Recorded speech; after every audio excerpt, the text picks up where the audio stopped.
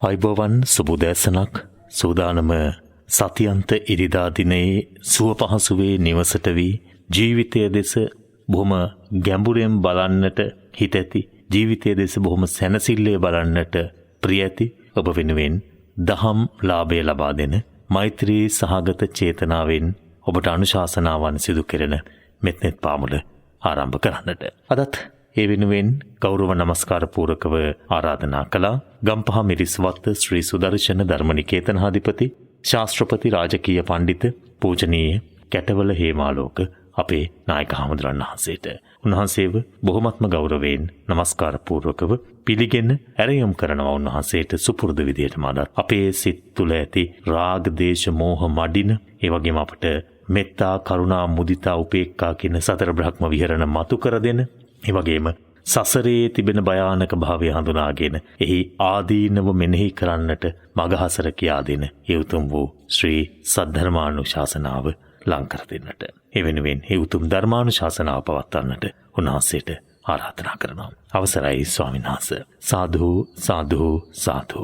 සදා සොම්නස රැඳෙන උතුම් බුදු ගමනක නිරතව ඒ අමා ශාන්තිය තවදුරටත් සොයා තහවුරු කරගන්න අප්‍රමාණ දිව්‍ය බ්‍රහ්ම සමූහයාට අපගේ පූජනීය ආරාධනයයි සුපුරුදු ලෙස සමාරම්භයේම සිද්ධ වෙන්නේ. විහින්දෙන විටදී දෙවිඳුනි ඔබේ ගත කිරණ සනසයි දකින හැමගෙම පින් බරණයන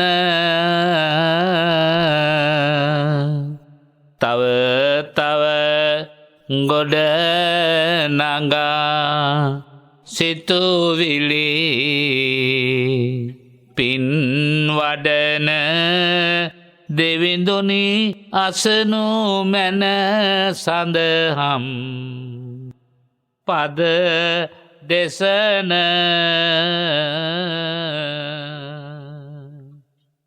සග්ගේ කාමේච රූපේ ගිරිසිකර තටේ චාන්තලික්කේ විමානේ දීපේ රට්ටේච ගාමේ තරුවන ගානේ ගේහවත්තුම්හි කෙත්තේ බුම්මාචායන්තු දේවා ජලතල විසමේ යක්ක ගන්ධබ්බනාගා තිට්ටන්තා සන්තිකේදං මුනිවර වචනං සාධවෝ මේ සුනන්තු. අප්‍රමාණ දිව්‍ය බ්‍රහ්ම සේනාව සමගින් පින්නැති ඔබත් මමත් ලෝතුරා සිරිපතුල් යුග නමස්කාර කරන්නටයි මේ සූදානම. භාග්‍යවතුන් වහන්සේගෙන් අපට සමාව අවසර වේවා කියන ප්‍රාර්ථනාවෙන් අපි මේ වන්දනාවට එකතු වෙමු. සසල වූ සඳ කිරණේ සිසිලස විඳිමින්නේ ලාහිරෝ කිරණ මෙන් පැන ඇස බබලන්නේ තුන්දොර මගේ බුදු රජු වෙත පුදමින්නේ දම් දෙසුමටයි මම වැඳ අවසර ගන්නේ. නමෝ තස්ස භගවතු අරහතෝ සම්මා සම්බුද්දස්ස. නමෝ තස්ස භගවතු අරහතෝ සම්මා සම්බුද්දස්ස. නමෝ තස්ස භගවතු අරහතෝ සම්මා සම්බුද්දස්ස තයෝමේ භික්ඛවේ ධම්මා ලෝකේන සංවිඤ්ඤේයං න තථාගතෝ ලෝකේ uppajjeය අරහං සම්මා සම්බුද්ධෝ කතමේ තයෝ ජාතිච ජරාච මරණං චාති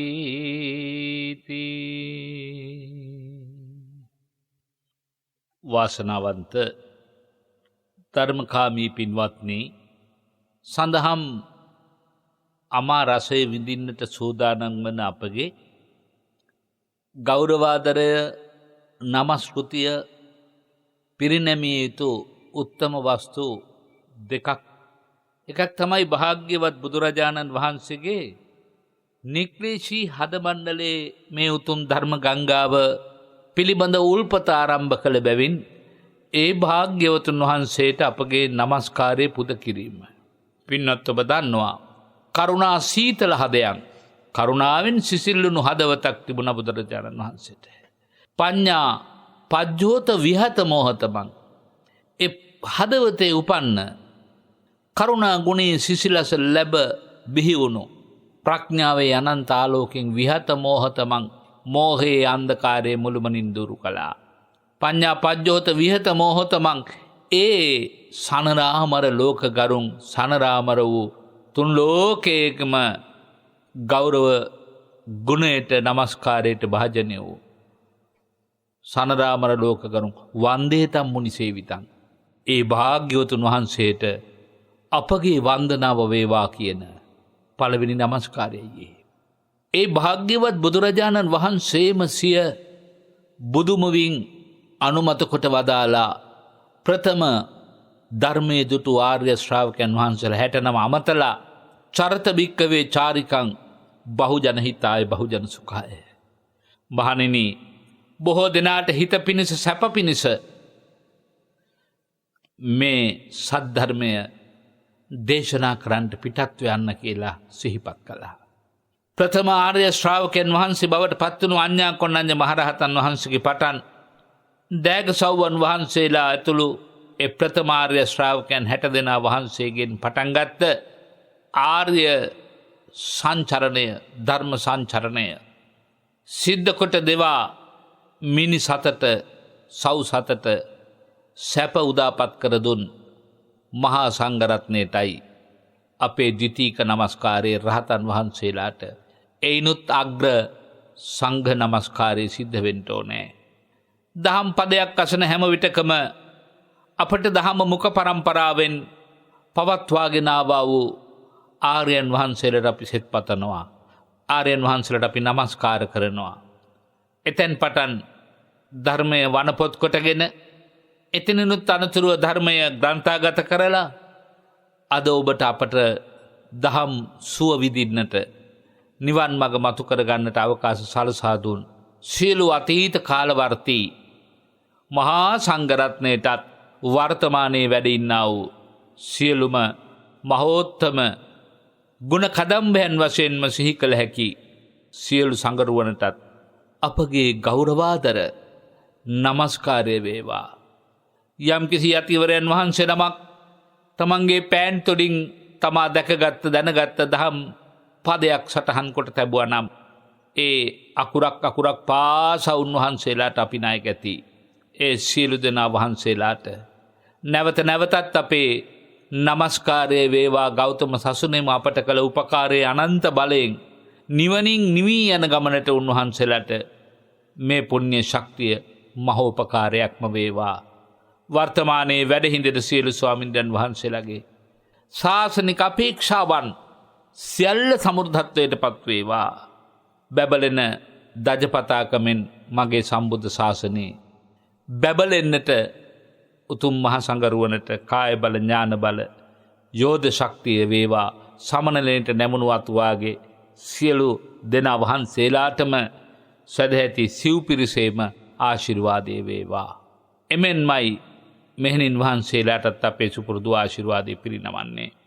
එබඳු ආශිර්වාදාත්මක ගුණ රැස්සක් මැද ආරම්භ වෙන මේ සද්ධර්ම දේශනාවේ ආශිර්වාදයෙන් තෙමෙන්නට සැනහෙන්නට ඔබට අපට අවකාශ සලසා දෙන දායකත්වයේ දරන පින්නතුල්ලාත් අපි කළ ගුණ සැලකීම් වශයෙන් සම්බුද්ධ ශාසනයට ජීවය දෙන ශ්‍රාවක පිරිස වශයෙන් අගය කරන්නට ඕනෑ. සිහිපත් කරන්නට ඕනෑ.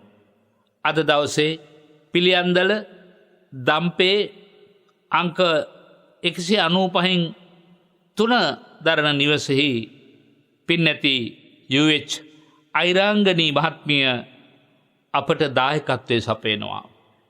එතුමිය උදාර බලාපොරොත්තු සමූහයක් හදවතේ තැන්පත් කරගෙනයි.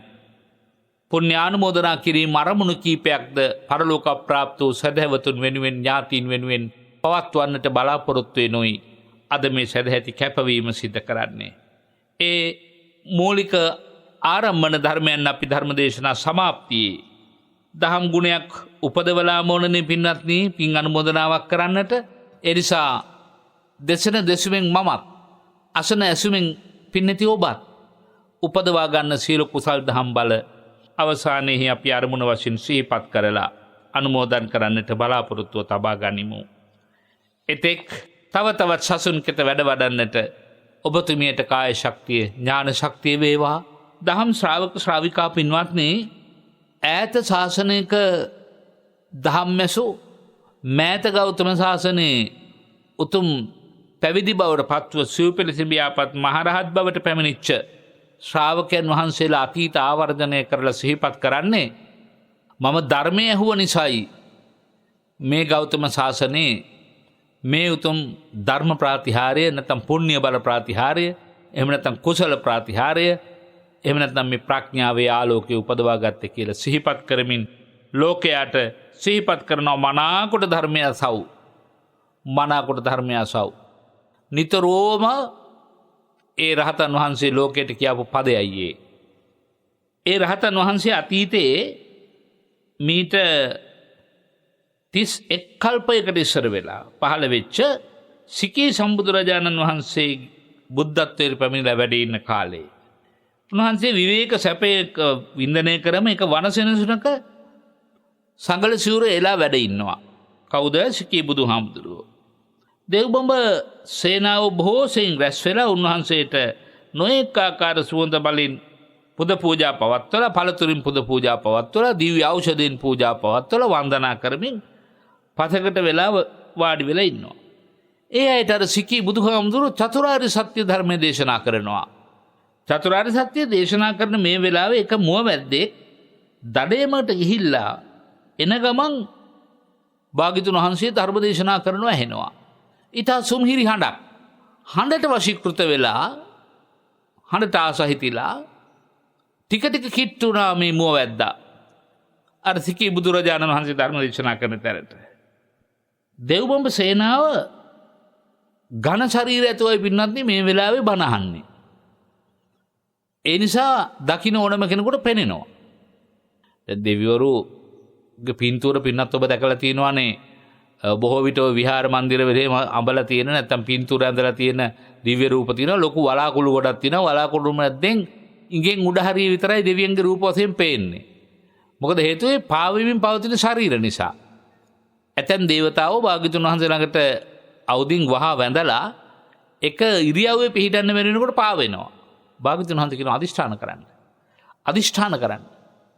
අන්න එතකොට දේවතාවෝ අදිෂ්ඨාන කරනවා මගේ ශරීරය ඝන ශරීරයක් වේවා. දැන් අන්නේ බදු දිව්‍ය බ්‍රහ්ම සේනාවක් තමයි අර මුවවැද්දට දැන් සිකී බුදුහාමුදුරන්ගේ බණ අහනවා දකින්න ලැබුණේ. කොහොමුණත් දැන් මේ දඩේම යන මුවන් දඩේම යන මිනිස්සයා ටික වෙලාවක් තමන්ගේ දුනෙහි පත්තක තියලා ඒ අතරත් ශ්‍රද්ධාවක් ඇති වුණා. ශ්‍රද්ධාවක් ඇති වුණා. දැන් පින්වත් ඔබ මේ වෙලාවේ තමන්ගේ ගෙදර බණ ටික අහනවා දැකලා සමහර පුංචි ළමයි සමහර අම්මලා මට කියනවා කොහොත් තේරෙන්නේ නැහැ අපේ හැන්දරේ මේ චූටි බබා අපේ අවුරුදු 3මාරයි 4යි හැමදාම මේ බණ ටික අහන වෙලාවට කිසි කරදරයක් කරන්නේ නැහැ නේ. අවබෝධයෙන් නෙමෙයි. හැබැයි සසර විසින් මෙහෙවන ලද සිතක් ඇති වෙන්න පුළුවන්. සමහරට ඔබ ආදරෙන් ගෞරවයෙන් ශ්‍රද්ධාවෙන් බිමම වාඩි වෙන්න පුළුවන් නම් බිම වාඩි වෙලා නැත්නම් කෙටි ආසනයක වාඩි වෙලා නැත්නම් සුව පහසු ඉරියව්වක වාඩි වෙලා බණ අහනවා ආදරෙන් වැඳගෙන බණ අහනවා දැක්කොත් ගෙදර ඉන්න තව කෙනෙකුට පැහැදීමක් ඇති වෙනවා. අපි හිතමු මේ අතරත ඉදිරි දොර ඇරලා ඔබ බණ ඇහුවේ කවුරු හරි දොර කොටින් ඇතුළු වුණා. සද්ද නැතුව ඉන්නවා. ඒ ඇත්තන්ගේ හිත නැවෙනවා බණ අහන අය නෙමෙයි. නමුත් ඔබ මොනවද අහන්නේ කියලා බලන්න. ඇහෙන බණක් තියෙනවනේ පින්වත්නි. ඔබ බණ අහනවා රාගන්තුක ආපෙක්කනට බණ ඇහෙන්න සැලසෙනවා. ඒ තුලින්ත් ඔබට පින් සිද්ධ වෙනවා. ඒ වගේ අර දිව්‍ය බ්‍රහ්ම සේනාව දැන් බණ අහනවා. මුව වැද්දට බණ ඇහෙනවා. හැබැයි එහෙම වුණාට හුඟක් මිනිස්සු දහසකුත් වැඩ රාජකාරී කරනේ බණ අහන්නේ. මාරිතර කියන්නේ උයමින් පිහමින් අතුගාමින් ගෙවල් මොප් කරමින් සමහර රෙදිපැලි හොදමින් නොඑක ආකාර කටයුතු ඔගොල්ලෝ කියන්නේ වෙලාව නැහැ කියලානේ.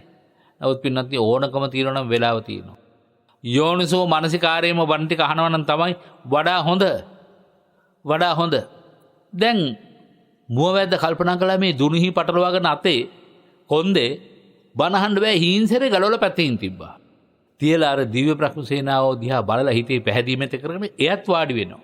හරි ඊයේ ආදරෙන් වාඩි වෙලා දැන් බණ ටික අහනවා. බණ ටික අහලා මාර්ගඵලයකට මොකවත් වෙන්න බැරි වුණා. මොකද තවම කෙලස් ආවාට වලින් විපාක ආවාට වලින් ඒ හිත වැහිලා තියෙන්නේ. තවම අවිද්‍යාවේ අන්ධකාරය බොහොම දැඩි අන්ධකාරයක් පළවා හරින්න නම් ඊට වඩා ප්‍රබල ආලෝකයක් ඕනේ. නමුත් හිතේ යම්කිසි පැහැදීමක් උපදවන්න පිනක් උපදවන්න ඒක හේතුවක් වුණා.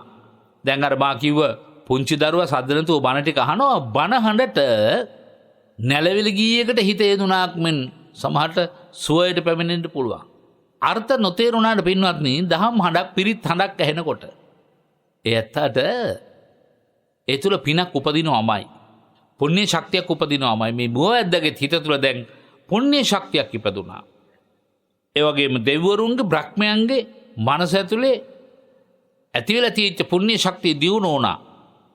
කුසලකාමී ගුණාංගයන් දෙවිවරු අතර බ්‍රහ්මයන් අතර සංවර්ධනය වෙන්න පටන් ගත්තා. ඇයි චතුරාර්ය සත්‍ය ධර්මයේ පිළිබඳව මේ දේශනාව කරන්නේ? මුල් පියවරේදී මේ නිසා වැටහුනේ නෑ මුවවැද්දට. සමහර විට සමහර බණක් ඔබට මුල් පියවරේම අහනකොට වැටහෙන්නේ නැති නිසානේ කියන්නේ නැවත අහන්න කියලා. සුතං අසුතං සුනාති සුතං පරියෝදපේති කිව්වේ ඒකනේ. නැවත අහනකොට මුලින් නොවැටහිච්ච නොතේරිච්ච කාරණා නැවත වැටහෙන්න තේරෙන්න පටන් ගන්නවානේ.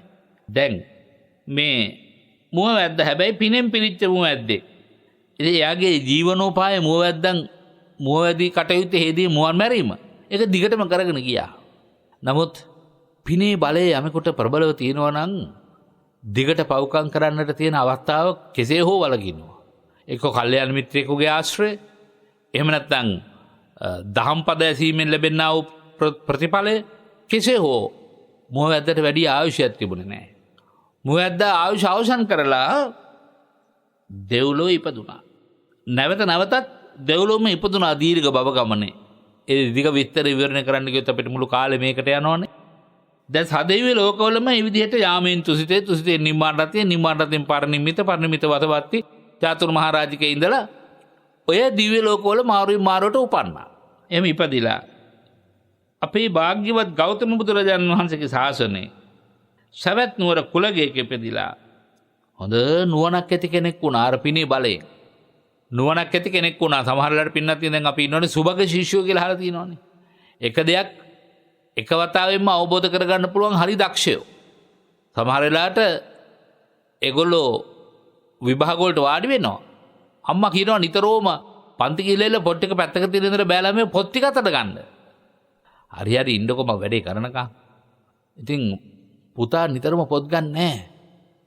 නමුත් විභාගෙ ලියනවනේ මෙන්න උපරිම වශයෙන් පාස්. ශිෂ්‍යත්ව නම් ලොකු විද්‍යාලයකට යන්න, සාමාන්‍ය පෙළ නම් උසස් පෙළ නම් විශ්වවිද්‍යාලයට යන්න. දැන් මේ දවස්වල මේ අත්දැකීම බණ අහන අම්මලා තාත්තලා විනිවිදින් ඉන්නවා ඇති. ඉතින් ප්‍රතිඵල අහම කියනවා මට නම් පුදුමයි අපේ හාදය. කිව්වට පොතක් අල්ලන්නේ නැහැ. නමුත් අන්න පෙර පුණ්‍ය භාග්‍යයේ දරුවෝ නිතරම විභාගයකට ආරම්භ කරපු තැන ඉඳලම පින්දහම් වලටම යොදවන්න පින්නත් නේ. දරුවෙනෙන් ඔබත් පින්දහම් කර පිනේ ශක්තියෙන්ම අවශ්‍ය නුවණ මෝරායන්ට අදිස්ථාන කරන්න ඕනේ. පුණ්‍ය ශක්තියත් බලපානවා පින්නත් නේ. ඥානයාගේ අභිවෘද්ධියට. ඒ නිසා දැන් මේ කුල කුමාරයා පුංචි පුතා මනුෂ්‍ය ලෝකේ උපන්න බුද්ධ ශාසන කාලේ හරිම ඥානවන්තයි. දැන් භාග්‍යතුන් වහන්සේ ධර්ම දේශනා කරනවා අහගෙන ඉඳලා මේ භවයේ තර සිකී බුදුහාමුදුරන්ගේ කාලේ ඇතිවෙච්ච පුරුද්ද නිසා හිතේ ලොකු ආදරයක් පැහැදීමක් ධර්මයේ පිටව ඇති කරගෙන කල්පනා කළා මේ කරන දේශනාවේ ගැඹුරට යන්න නම් ගිහි වෙලා ඉඳගෙන බෑ. ගිහි ජීවිතේ හරි සම්බාධ කරයි. පින්නත් ඔබට කොච්චර හිතිලැද්ද? බණහන පින්නතුලට කොච්චර හිතිලැද්ද? බණහන ගමන් අනේ මටත් ඒ වගේ ධර්මයේ තුලම හැසිරෙන්න පුළුවන් දේශකයන් වහන්සේ නමක් වෙන්න පුළුවන් නා. සමහරට විහාර භූමිය වලට ගියාම ස්වාමීන් වහන්සේලා දැකලා මෙහෙණින් වහන්සේලා දැකලා අනේ මටත් පැවිදි වෙන්න නැත්තම් අනේ මටත් ඔය ශාන්තිය සහනෙ විඳින්න නැත්තම් කියලා කොච්චර හිතිලැද්ද? මේ ගිහි ගෙදර ඉඳගෙන මේ රාජකාරීත් එක්කනම් මට මේ සංසාරයෙන් නිදහස් වෙන්න හම්බෙන්නේ නැති වෙයි කියලා කියන අය ඕන තරම් ඉන්නවා. මේ ඊලන්දාරියටත් ඒක හිතුණා. බණහලි ඉවරලා භාග්‍යතුන් වහන්සේට වැඳලා කියන ස්වාමීනි භාග්‍යතුන් වහන්සේ මම පැවිදි වෙන්න කැමතියි. කාගෙනුත් අහන විදියට බුදුහාමුදුරු මව්පියන් ගැන දැනුම ලැබුවද කියලා අහවල ස්වාමීනි මට දැන් චේතනාව ඇති වුණා පමණයි. මම මව්පියන්ගෙන් අවසර අරගෙන එන්නම්. මව්පියෝ කැඳවාගෙනම ඇවිල්ලා භාග්‍යතුන් වහන්සේට කියනවා පස්සේ දවසක ස්වාමීනි මේ ඉන්නේ මගේ මව්පියෝ. ඒගොල්ලන්ගෙන් මම අවසර ගත්තා මට පැවිද්ද ලබා දෙන්න. පින්නත් ඔබට මතකයි නේද ඒක? මාතා පිතුහන පබ්බාජීයුන් අනනුඤ්ඤාතබ්බෝ කිව්වනේ. මව්පියන්ගේ අනුදැනීම නැතුව එහෙම පැවිදි කරන්න එපා. බුදුහාමුදුරනේ කිව්වනේ රාහුල කුමාරයාත් එක්කන් ගිහින් නන්ද කුමාරයාත් එක්කන් ගියාම ඇවිල්ලා කියනවා ස්වාමීනි මම යමනාපෙට කියනවා එහෙම නෙමෙයි. මේ මව්පිය සෙනෙහස කියන එක මහ පුදුම දෙයක්. වංශං චින්දිත්වා චවින්තිත්‍ති. මස් හිඳගෙන ඇතුරු හැමට වදිනවා. නහර දක්වා යනවා. ඇට දිඳුරු දක්වා. ඊට සෙනෙහසක් මව්පිය දරුවන්ට තියෙන්නේ. ඒ නිසානේ ස්වාමීනි හිටි ගමන් දරුවෝ පැවිදි කරන්න එපා. මව්පිය අනුදැනුම ඇතුවම පැවිදි කරන්න. දැන් ඒ යන නොයික්මව භාග්‍යතුන් වහන්සේ හැමදාමත් එසේ කළා. එච්චර විතරක් නෙවෙයි වර්තමාන භික්ෂුන් වහන්සේලාටත් සිහිපත් කළා මව්පියෝ ජීවත් වාසය කරනවා නම් අනුදැනුම ඇතුවම එන්න. ඒ විතරක් නෙවෙයි භාග්‍යතුන් වහන්සේට අඹුවන් වැන්දමුවන් කරන්න එක කියලා චෝදනාවකුත් ආවා. ඒ නිසා භාග්‍යතුන් වහන්සේ විනය ශික්ෂාව පැනෙව්වා. විවාහක කෙනෙක් පැවිදි වෙන්න හිතනවා නම් ගිහි ජීවිතේ සම්බාධ කරයි කරදරයි කියලා. ස්වාමි දිනේගෙන් අවසරයක් ඇති වෙන්න. බලන්න කොච්චර ප්‍රජාතාන්ත්‍රික ක්‍රමයකට භාග්‍යතුන් වහන්සේ හැම කටයුත්තක්ම සැලසුම් කළාද දේශනා කළාද කියලා. දැන් මව්පියන්ගේ අනුමැතිය ඇතුව මේ පුතා පැවිදි වුණා. තව තවත් නිරන්තරයෙන්ම ධර්මය අහලා මා ඔබට සිහිපත් කළ හැටි සිව්පිලිසි බියාපත් රහතන් වහන්සේ නමක් බවට පත් වෙලා භාග්‍යතුන් වහන්සේ ඉදිරියේම කියන ස්වාමීනි මට මගේ අතීත පුවත් වගේ විස්තර කරන්න කැමතියි. අන්න සිකී බුදුහාමුදුරන්ගෙන් ඉඳලා ධර්මය අහපු ආකාරයේ සියලු විස්තර පින්වත්නි භාග්‍යතුන් වහන්සේ සහ සංඝ රත්නයේ මැද උන්වහන්සේ දේශනා කරනවා. දේශනා කරලා අන්තිමට කියනවා මොනවද ඔබ වහන්සේට සමස්තයක් ලෙස ලෝකෙට කියන්න පුළුවන්? සමස්තයක් ලෙස කියන්න පුළුවන් එකම දෙයයි බුදුහාමුදුරේ මම හුඟා පිංකම් කළා නැහැ. මම එක වචනයක් කියන්නම් මම ලබාගත් පිංකම් පිළිබඳ අත්දැකීමකින් මනාකොට ධර්මය අසව් කියලා විතරයි මට කියන්න තියෙන්නේ. ඒ නිසා පින්නති ඔබටත් මේ අවවාදය ඔස්සේම මනාකොට දහම් අහන්නට හැම විටකම පහල කරගත්ත හිතේ ශක්තිය තියෙනවා. ඒ සඳහා නැවත නැවතත් පින්නති ඔබට අපි ආදරයෙන් ආරාධනා කරනවා. මම කල්පනා කළා අද අපට ධර්මදේශනාව සඳහා තෝරාගත්තොත් හොඳයි. එක සමාන නම් දෙකක් තියෙන සූත්‍ර දේශනාවකුයි ජාතක කතාවකුයි. තව ඒකට ප්‍රතිවාප වශයෙන් පෝෂණය කරන්න එක තැන් වලින් ගත්ත කරුණුත් අපි සාකච්ඡා කරමු. අද අපි දේශනා කරන්න සූත්‍ර දේශනාව අංගුත්තර නිකාය කියන පොත් වහන්සේගේ ඇතුළත් තයෝ ධම්ම සූත්‍ර දේශනාවයි. තයෝ ධම්ම සූත්‍ර දේශනාව දැන් කියනකොටම පින්නති ඔබට මං හිතන්නේ මතක් වෙනවා ඇති. තේරෙනවා ඇති. තයෝ කියන්නේ කරුණු තුනක. තයෝ කරුණු තුනක එකතුවෙන් දේශනා කරන ලද ධර්මය තයෝ ධම්ම සූත්‍රයයි. කොහෙද තියෙන්නේ? අංගුත්තර නිකායේ ත්‍රිපිටක පොත් වහන්සේලගේ 6 වෙනි පොත් වහන්සේ ගාව. ඒ පොත් වහන්සේගේ 258 වෙනි පිටුවේ තමයි මේ සූත්‍ර දේශනාව තියෙන්නේ. එතෙන්දී භාග්‍යතුන් වහන්සේ භික්ෂුන් වහන්සේලා අමතරව මෙහෙම දේශනා කරනවා. මහණෙනි මේ ධර්ම තුනක් ලෝකේ විද්‍යමාන වෙන්නේ නැත්තම් මේ ලෝකයේ කරුණු තුනක් තියෙනවා ඒක ප්‍රකටව පෙනෙන්නේ නැත්තම් එහෙම එකක් නැත්තම් අරහත් සම්්‍යක් සම්බුදුරජාණන් වහන්සේ නමක් ලෝකෙ පහළ වෙන්නේ නැහැ. ඒ වගේම තථාගතයන් වහන්සේ විසින් වදාළ ධර්ම විනය ලොව දීප්තිමත් වෙන්නෙත් නැහැ. කවර කරුණු තුනක්ද? එතන ඉඳලා ඒ කරුණ ටික තමයි විස්තර කරන්නේ. මා කිව්වා එක જાතියේ ජාතක කතාවකුත් තියෙනවා තයෝ ධම්ම ජාතකය. මේ ජාතක කතාව ටිකක් ප්‍රභේදගත කරුණු වලින් යුක්තයි. අපි ඒකත් ඉගෙනගෙන වෙහෙසටපත් වෙනකොට තවත් කරුණු තුනකින් යුක්ත ඒ ජාතක කතාවටත් හිත යොමු කරගන්න හිතාගෙන මේ දහම් කරුණු ටිකත් සටහන් කරගන්න බලමු. දැන් අපිට පැහැදිලිද? භාග්‍යවතුන් වහන්සේ දේශනා කරනවා බුදුවරු ලෝකේ පහළ වෙන්නේ තථාගත ධර්මයේ ලෝකේ බැබලෙන්නේ ලෝකේ කරුණු තුනක් තියෙන නිසා. ලෝකේ කරුණු තුනක් තියෙන නිසා. මේ කරුණු තුන ලෝකේ නැත්තම් බුදුවරු ලෝකේ පහළ වෙන්නෙත් නැහැ. තථාගත ධර්මයේ බැබලෙන්නෙත් නැහැ. එහෙනම් මේ කියන්න හදන කරුණු තුන පින්නැති ඔබටත් මටත් නිරතුරුවම ලැබෙන අත්දැකීම් සහිත කරුණු තුනක්. ඒ නිසා ඔබ ළඟ මා ළඟ ධර්මයේ බැබලෙන්න ඕනේ. ඔබ ළඟ මා ළඟ බුදුහාමුදුරු වැඩ ඉන්න ඕනේ. එහෙනම් අදත් ඒ භාග්‍යවත් බුදුරජාණන් වහන්සේ මේ කරුණු තුන ඔබ ළඟ මා ළඟ තියෙන තාක්කල් භාග්‍යතුන් වහන්සේ ජීවමානයි. කොහොමද භාග්‍යතුන් වහන්සේ ජීවමානයි කියලා හිතන්න පින්නත්නේ? අපට අපේ ජීවිතයේ යම් යම් අත්දැකීම් අරගෙන බැලුවොත් දැන් උදාහරණයකට පියෙහි විප්පයෝගෝ දුක්ඛෝ කිව්වොත් ඔබට ඔබ ආදරය කරන දරුවෙකුගේ වියෝව වේවා, මව්පියන්ගේ වියෝව වේවා, බිරිඳකගේ ස්වාමියාගේ වියෝව වේවා, ඊටාම ආදරෙන් ළඟින් ඇසුරු කරපු කල්යාණ මිත්‍රයෙකුගේ හදිසි මරණය වේවා, ඔබට නිරන්තරයෙන් රිදුම් දෙනවා නම් වේදනා දෙනවා නම් ඔබට යම් මොහොතක මතක් වෙනවා නම් භාග්‍යතුන් වහන්සේ වදාළ ධර්මයේ සැබෑවමයි. භාග්‍යතුන් වහන්සේ වදාළ ධර්මයේ සැබෑවමයි. පියෙහි විප්පයෝගෝ දුක්ඛෝ පියතෝ ජායති සෝකෝ වනපදයක් වදාලා.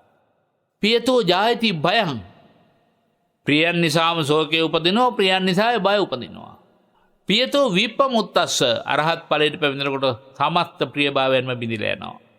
පියතෝ විප්පමුත්තස්ස නත්ති සෝකෝ කුතෝ භයං. එතනයි ශෝකයයි බය දෙක නැති වෙන්නේ. එතකම්ම ප්‍රියන් නිසා ශෝකේ බව උපදිනවා. ඒක භාග්‍යතුන් වහන්සේ වදාළ ධර්මය අපි අපේ ජීවිත කූඩුව තුලින් සමාජයත් එක්ක ගනුදෙනු කරද්දී ඒ ලබා ගන්න අත්දැකීම් තුලින් අපට පැහැදිලි. ඊළඟට අපිට අපි හිතමුකෝ අප්‍රමාණ රෝගාබාධ වලින් අපේ ජීවිතය පැටලිලා වෙලිලා තියෙන්නේ. ඒ පිළිබඳව තව නොඑක ආකාර සූත්‍ර දේශනා තියෙනවා. එතකොට අපිට අපේ ලෙඩ දුක් ගැන කල්පනා වෙනකොට අපි නිරෝගව හිටපු කාලේ අපට නොදැනිච්ච ධර්මය, නොවැටහිච්ච ධර්මය වැටහෙන්න පටන් අරගෙන හිතෙනවා බුදුහාමුදුරුවෝ ව්‍යාධිපි දුක්ඛා කිව්වේ ඇත්තම තමයි. ව්‍යාධිපි දුක්ඛා කිව්වේ ඇත්තම තමයි. ඊළඟට භාග්‍යතුන් වහන්සේ ව්‍යාධි කොටස් කරපු හැටි චක්කු රෝගෝ අපේ ඇස දවසින් දවස අඳුරු වේගන එනවා. එතකොට මතක් වෙනවා භාග්‍යතුන් වහන්සේ වදාලා ඇසට රෝග හට ගැනීම දුකක් කියලා. සෝත රෝගෝ කන් ඇහෙන්නේ නැතුව එක කොච්චර දුකක්ද කියලා. කන් ඇහෙන්නේ නැති අය කන් ලං කරගෙන සමහරට මේ ගුවන් විදුලියේ කන තියාගෙන බණ අහනකොට අර කන ඇහෙන අය හිතනවා අනේ කන නෑ ඇහෙන එක කොච්චර දුකද.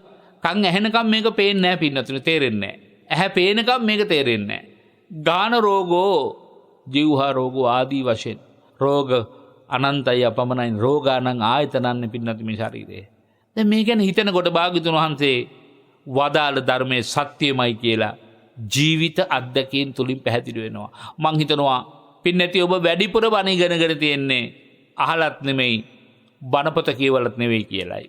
වැඩිපුර ඔබට බණ සිහි වෙන්නේ ජීවිත අත්දැකීම් තුලින්මයි. භාග්‍යවතුන් වහන්සේ ලෞකික ජීවිතය ගැන කොච්චර බණ දහම් දේශනා කළාද? දැන් උදාහරණයක් වශයෙන් ගත්තාම අනිත් අය දිහත් බලලා අපි ධර්ම ඉගෙන ගන්නවා. දැන් මත් වතුරට යොමු වෙච්ච මිනිහෙක් නිරන්තරයෙන් ධනයෙන් පිරෙන හැටි, ප්‍රශංසාවෙන් පිරෙන හැටි, නින්දාවෙන් පිරියන හැටි ඔබ ජීවිතය අත්දකින්න ලැබලා ඇති. භාග්‍යවතුන් වහන්සේ වදාළ ධර්මයේ සත්‍යමයි කියලා ඔබට වැටහිලා තියෙනවා නම් අනුන් දිහා බලලා ඒකත් හුඟක් වටිනවා. මම හැම වෙලාවකම උත්සාහ කරන්නේ තමන්ගේ ජීවිතය තුළින් අත්දැකීම් ලැබෙනකොට දැන් මේකය මගේ නොවේයි, මම නොවේයි, මගේ ආත්මය නොවේයි කියලා අපි මෙනෙහි කරනවා තමයි. නමුත් ඒක හොඳට දැනෙනවා. ඔබ දැන් වාඩි වෙලා විනාඩි කිහිපයක් ගෙවුණා, පැය භාගයකට ආසන්න වුණා. දැන් පින්නති ඔබට දැනෙනවා නම් අනේ මේ කය මට ඕන හැටියට පවතින්නේ නැහනේ. මේ කකුල් දෙක පැයක කාලයක් මේ විදිහට නවාගෙන මට ඉන්න බෑනේ. මං ඉඳගත් ආසනේ පැයක කාලයක් මට මේ විදිහට ඉන්න බෑනේ. ඉතින් මේකයි මගේද? මේකයි මගේ වෙනවා නම් මට ඕන හැටියට ඉන්න කියලා කයට නියෝගයක් දීලා තියන්න පුළුවන්නේ. පුළුවන්නේ. නමුත් ඒක එහෙම වෙන්නේ නැහැ. මොකද මේකයි මගේ වෙන නිසා. ඒ අත්දැකීම වටිනවා සක්කාය දිට්ඨිය කියන ගැඹුරු පදේ කියනටත් වඩා. මේකයි මගේ වෙන නිසායි මට දරා ගන්න බැරි වේදනාවල් මේ කය නිසා එන්නේ. අන්න ඒ නිසා අපට යම් යම් අත්දැකීම් තුල තමයි තථාගතයන් වහන්සේ ජීවමාන වෙන්නේ. යම් යම් අත්දැකීම් තුල තමයි ධර්මය ඔබේ ජීවිතය තුල මගේ ජීවිතය තුල බැබලෙන්නේ. ධර්මයක් බැබලෙන්නට නම් ඒක තමන්ගේ අත්දැකීම් සමග මුසු වෙන්න ඕනේ. දැන් භාග්‍යවතුන් වහන්සේ මේ තයෝ ධම්ම සූත්‍රය ටිකක් ගැඹුරු කරුණු තුනේ ඒවා කොටස් ගණනාවකින් පිරිපුන්වයි දේශනා කරන්නේ. ඒ නිසා පින්නති ඔබට මං ආරාධනා කරනවා කොහොමටත් පින්නති ඔබ යම් යම් ධර්ම කාරණා බොහොම ආදරෙන් සටහන් තබා ගන්න බව මම දන්නවා. ඒ නිසා භාග්‍යවතුන් වහන්සේ දේශනා කරනවා එහෙමනම් භාග්‍යවතුන් වහන්සේ නම පහළ වෙන්නේ ශාසනය බැබලෙන්නේ තථාගත ධර්ම විනය බැබලෙන්නේ ධර්ම තුනක් ලෝකේ තියෙන නිසා. මොනවාද ධර්ම තුන? දැන් ඔබට හිතයි කියනකොට ආපෝ ඕකද?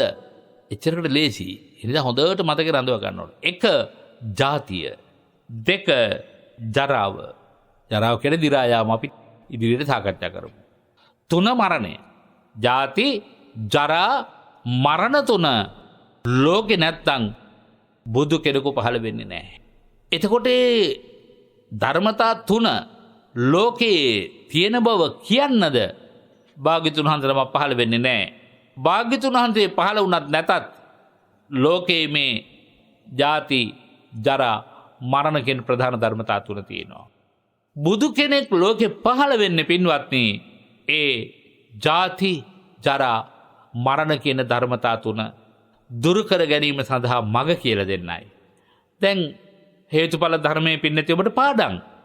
භවපච්චය කියන තැනට විතරක් ගත්තොත් අවිද්‍යාපච්චය කියන තැනට පටන් අරගෙන භවපච්චය ජාති, ජාතිපච්චය ජරා, මරණං ශෝක පරිදේව දුක්ඛ දෝමනස් උපායාස නිරුද්ධಂತಿ. ඒවා නිරෝධ කිරීමට හේතුඵල ධර්මයේ තුල මුල ඉඳලා තියෙන සම්බන්ධතාවයේ කඩාගෙන බිඳගෙන ගිහින් ජාති, ජරා, මරණ විරහිත සදාතනික සැපයකට හිතපත් කර දීමට මග කියා දීමයි භාග්‍යවතුන් වහන්සේගේ බලාපොරොත්තුව.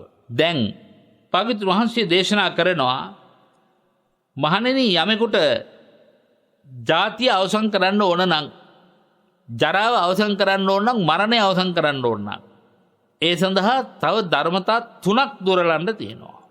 අපි ඒ ධර්මතා තුන විස්තර කරන්න ඉස්සර වෙලා මම තව පොඩි ඌණ පූර්ණයකුත් කරන්න ඕනේ. ජාතිය ළඟට ජරාව, ජරාව ළඟට මරණය. එහෙමනේ මේ ධර්මතා තුන පෙළ ගැහෙන්නේ. ඒතකොට ජාතිය කියන්නේ ඉපදීමනේ. අපිට මේ දිරීමේ දුක, ජරා දුක උරුම වන්නේ ඇයි? මරණය පිළිබඳ දුක කවදා හරි විඳින්න සිද්ධ වෙන්නේ ඇයි? උත්තරේ හරි කෙටිනේ ඉපදීම නිසා. ඇයි අපි ඉපදුනේ? අපි ඉපදුනේ උපදින්නට හේතු වෙන සංකාරයන් අප තුළ රැස් වෙච්ච නිසා. ඒකට කියන්නේ සංකාර හැදුනහම සංකාරපත්‍ය විඥාන භවගාමී විඥානයක් හැදෙනවා. එතකොට යම් කිසි කෙනෙකුගේ චිත්තසංතානය තුළ සංකාර රැස් වෙන්නේ නැත්තම්, සංකාර කියන්නේ පින්නත් පෞසිතුවිලි, පින්සිතුවිලි, ධ්‍යානසිතුවිලි. ඔය පෞසිතුවිලි හටගත්තත් මේ හිත ඇදෙනවා කොහාටද? භවයට. භවයේ කොහාටද? පෞසිතුවිලි වල ප්‍රබලතෝ තැන්න තමයි සතර අපාය. ඊළඟට පෞසිතුවිලි වල කාලක් හෝ අඩක් විපාක දෙනවා මනුෂ්‍ය ලෝකේ. ඒ වගේම පින්සිතුවිලි වල අඩක් හෝ වැඩි ප්‍රමාණයක් මනුෂ්‍ය ලෝකේ විපාක වාරය වශයෙන් උපද්දලා විපාක දෙනවා. දිව්‍ය ලෝකවල 95%ක් විතරම පුණ්‍ය ශක්තියේ බල අනුභවය කරන කොටගෙන උපත ලබා දෙනවා. ධ්‍යාන සංකාර කියන ධ්‍යාන තත්ත්වෙට හිතපත් වුනහම රූපාවචර, අරූපාවචර, බ්‍රහ්ම ලෝකවල තමයි 99%ක්ම උපදින්නේ. ඉතින් මේ කොතනක උපන්නත් මේ භවයේනේ.